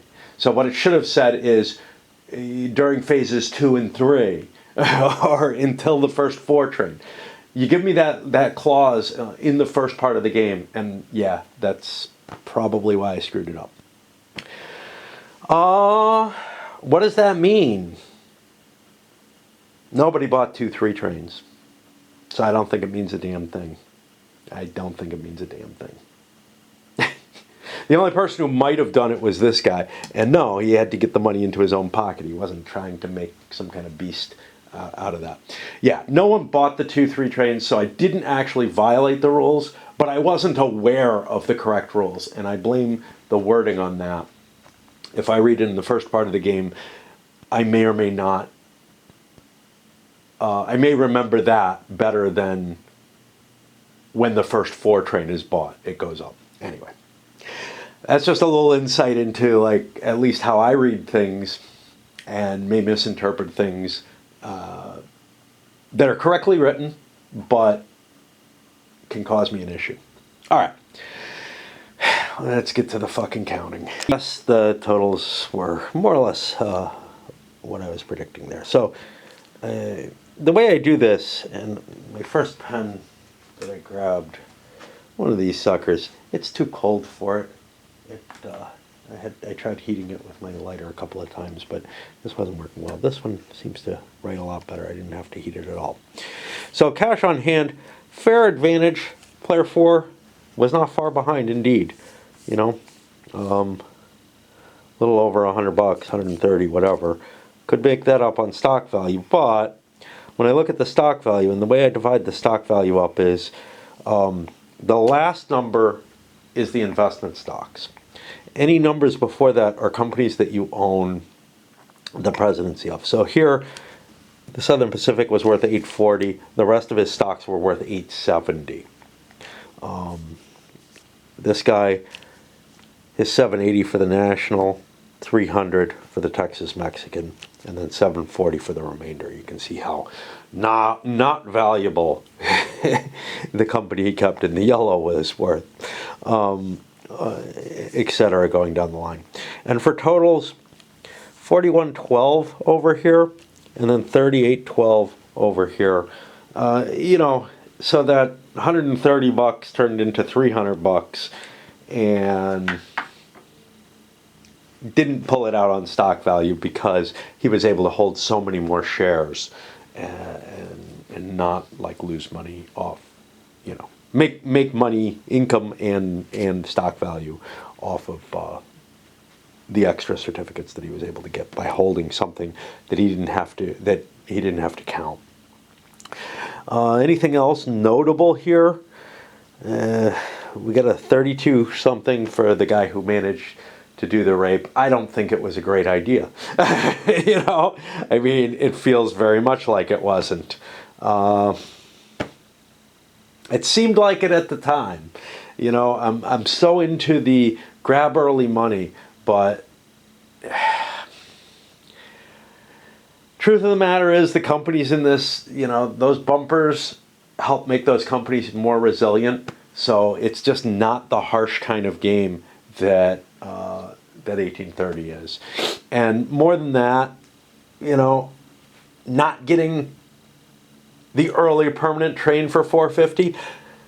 I was so excited about, you know, the people who are like, oh, I can get a 4 and a 5, and I can get the second 5, you know, because the companies were all kind of cash poor. But the difference between this and this is not that much. And this is worth a hell of a lot more on the runs. You can just see the companies with the five trains alone. Texas Mexican was one of them, but the Mexican Central, you know, they were down in the mid-20s at a time when other people were up in the mid-40s. And you can't sustain that. So it wasn't immediate. You know, I play by the sort of ear that I have for XX games. The ear that I have is wrong for this one. In this one, you actually don't want to get those early permanent trains. You'd rather take a swallow or whatever. And I think that's going to create an interesting kind of dynamic that I didn't get to explore at all. Because the sort of, yeah, I don't really want one of those, doesn't normally apply in an XX. And I'm wondering what it's going to do here. My initial impression, but this may just be a bias from familiarity, is that, yeah, it's going to cause kind of this sort of traffic jam where everybody's kind of like, yeah, I don't want to push the trains. I don't want to rush them. There's no big payoff, right? I don't get an advantage. Now, somebody is going to buy 2 permanents if they can get them. That 2 permanent trains is always fantastic, right? You know, we see that here, but he's got a 4D, but he also terrible track and whatever. Comparatively, there is no terrible track in this particular situation, and I think it's actually kind of hard for there to be terrible track. Like, it looks pretty easy to get into Mexico City and to get into one of the U.S. cities, or to run from U.S. city to U.S. city. It looks like there's enough options that you're going to be able to hook up some big hitting point areas and run through doinkers. Doinkers are usually something you don't want to run through in XX games. But here, they're pure bonus, and therefore the routes end up open. And the routes that even a small train can run, like the 4D, end up open. And so, if you had to count those damn doinkers, it would be horrible, right? The pathways through the doinkers would be a significant penalty late in the game, and early in the game too, and would disincentivize you to be hitting those as they normally do. I'm really not sure that I like the things that this is bringing out, right? It's bringing out a concept of, I want to hold off until the big train always, unless I'm offered something like 2 permanent trains that's so much better. I'm not going to be able to crush someone and knock them out of the game with a forced train purchase. I enjoyed it. I enjoyed exploring it. I enjoyed the new ideas that come out of it, but I don't think this is going to make it into anything like a favorite for me, simply because the things that you want to do, while they're interesting because they're different, I don't think maintain that long range interest in playing the game again and again and again. It's not going to. You're not. I don't see a way of manipulating the trains to get a big bonus. Like the manipulation that I did to get the first permanent train because I'm low on cash was pointless. The company that did it probably got a shitty train. I don't know which one it was. I'm guessing it was the Mexican Central. The people who got the 4Ds, the big hit in the game, it's only $700. It's only $250 more than the first permanent train, and it is so much better. The 6 is probably just kind of screwed. Like, you're paying almost as much as the 4D for something that, man, I really can't see wanting that. But again, what's that going to cause? It's going to cause people to kind of just drag their feet and try not to have to buy a train. Probably makes the 4 trains more valuable than they usually are in an 1830 style XX game. And I say 1830 style because the flow of the trains feels the same here. It's the cost and the effectiveness of the trains that's different. Like a diesel in 1830 is fantastic, and you can get close to 100 run, but you need to be able to hit almost everywhere on the map. You need to get all kinds of good stuff to get anywhere up there. Usually, your diesel isn't going to make all that much money. No, you're not going to get 100 run. I don't know. It might be physically possible, but you're not going to get that anywhere out there. But you might be able to get into the good run period like this game has in the 40 through 60 range, quite possibly. But everything, you have to have really long run that hits all kind of nice places and all kind of stuff like that. You want to hit the doinkers, just like you do here. But it's not something that's easy to plan for because it's such an economic hit, and that you're so much better off as well in almost all circumstances with getting a couple of like 5 trains if you can swing that. That all your energy goes into, can I manipulate the trains in that way? In this one, the runs all feel the same, at least in my play of it. And I'm not sure that can change much because there's not a lot of power to the tokens. There's a lot of ways that you can construct the track to get around problem areas. Now, maybe not late in the game, something like this or this might be a problem. and might create something that's difficult. But there's enough empty track, enough empty space that, yeah. So if all the runs are the same, it just comes down to what train do you have, and the train that you want is the big one, and it's not that much better. It's not that much more expensive than much shittier trains, and therefore everybody is going to kind of try and avoid some way of being forced to buy the 5 trains, I think, which is sort of the opposite thinking to what I approach this with. But yeah, the 5 trains don't look like a great idea. And the 6s look even worse. Now the 6s are more problematic because when they come out, the first 6 burns the 3s. The second 6 starts a slow burn on the 4s. But the second 6, if that just came out, means you're getting a 4D if your 4 is burning. So that's fine. So that first 6, the person who goes immediately after that could be forced, if they had a 3, into buying the second 6. Of course, why did somebody buy the first 6? If they got a 5 and a 6 at the same time? And I get this feeling that the game's going to bog down into this kind of long withholding from buying trains. And what I read was that there's a fast train rush in this game. What I think is that there shouldn't be. So I don't know. Maybe people with more experience in it can give me some kind of idea about it. But my first impression is I'm gonna sit out and hold off as long as I can to get a 4D train, and I'm willing to pay a little bit out of pocket for it because it's not going to be a lot out of pocket.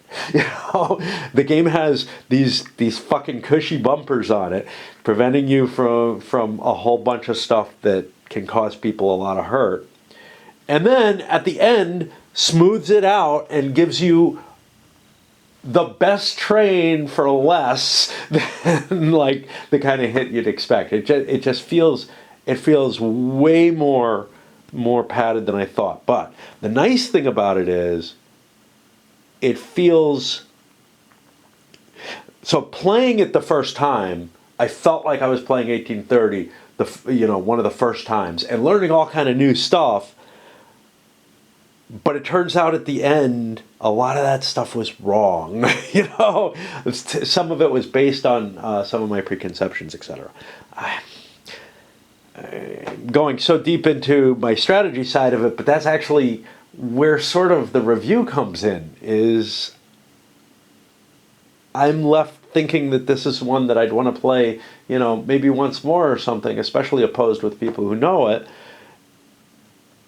And if I'm right, probably not revisit it, because it seems kind of boring, to tell you the truth. It's really exciting right now. My playthrough this time was fun, exciting. I saw lots of neat stuff that was being triggered by a combination of my biases and some little rules changes that felt like they were padding bumpers, but then didn't seem like it as I kept playing, but they really are. And those kind of safety seats for all the players, this may be the most extreme case of it. In some ways, and I really am scratching my head and saying, "Gosh, I don't see sort of the multiple paths thing, right? I don't see the hard choices that you have to commit to or anything. I see that you try to drag your feet as much as possible, get the biggest train that you can, and that you're not going to be able to crush someone who tries to do that. I mean, that's the whole thing with 1830. If someone tries to go for the diesel really seriously, they are making themselves really, really vulnerable. And it's almost not a safe tactic. Like, they have to do all kinds of things to protect themselves, and they may not end up there anyway. But they may end up fine, because they fall into something that's better. But here, yeah, I really don't know. Now, If we're talking about what I'm saying, and we're talking about people who are trying to get 2 permanent trains or the 4D, then I kind of see the reason why the limit on these could end up with a company with no train. And that then becomes the crazy risk. I don't know if that, if people have experienced that. but that's really the risk that I would be looking at towards the strategy I'm thinking of, which is, yeah, but what happens if you got no train, buddy? Your stock's just going to trickle down. You don't go bankrupt or anything. You're just not allowed to buy a train unless you can find somebody who will sell you one. And who the hell's going to do that? All right, let's send this up, and I'll consider whether or not it actually needs a review. I feel like every XX needs a review, but I also feel like I said what I can fairly say here in the wrap.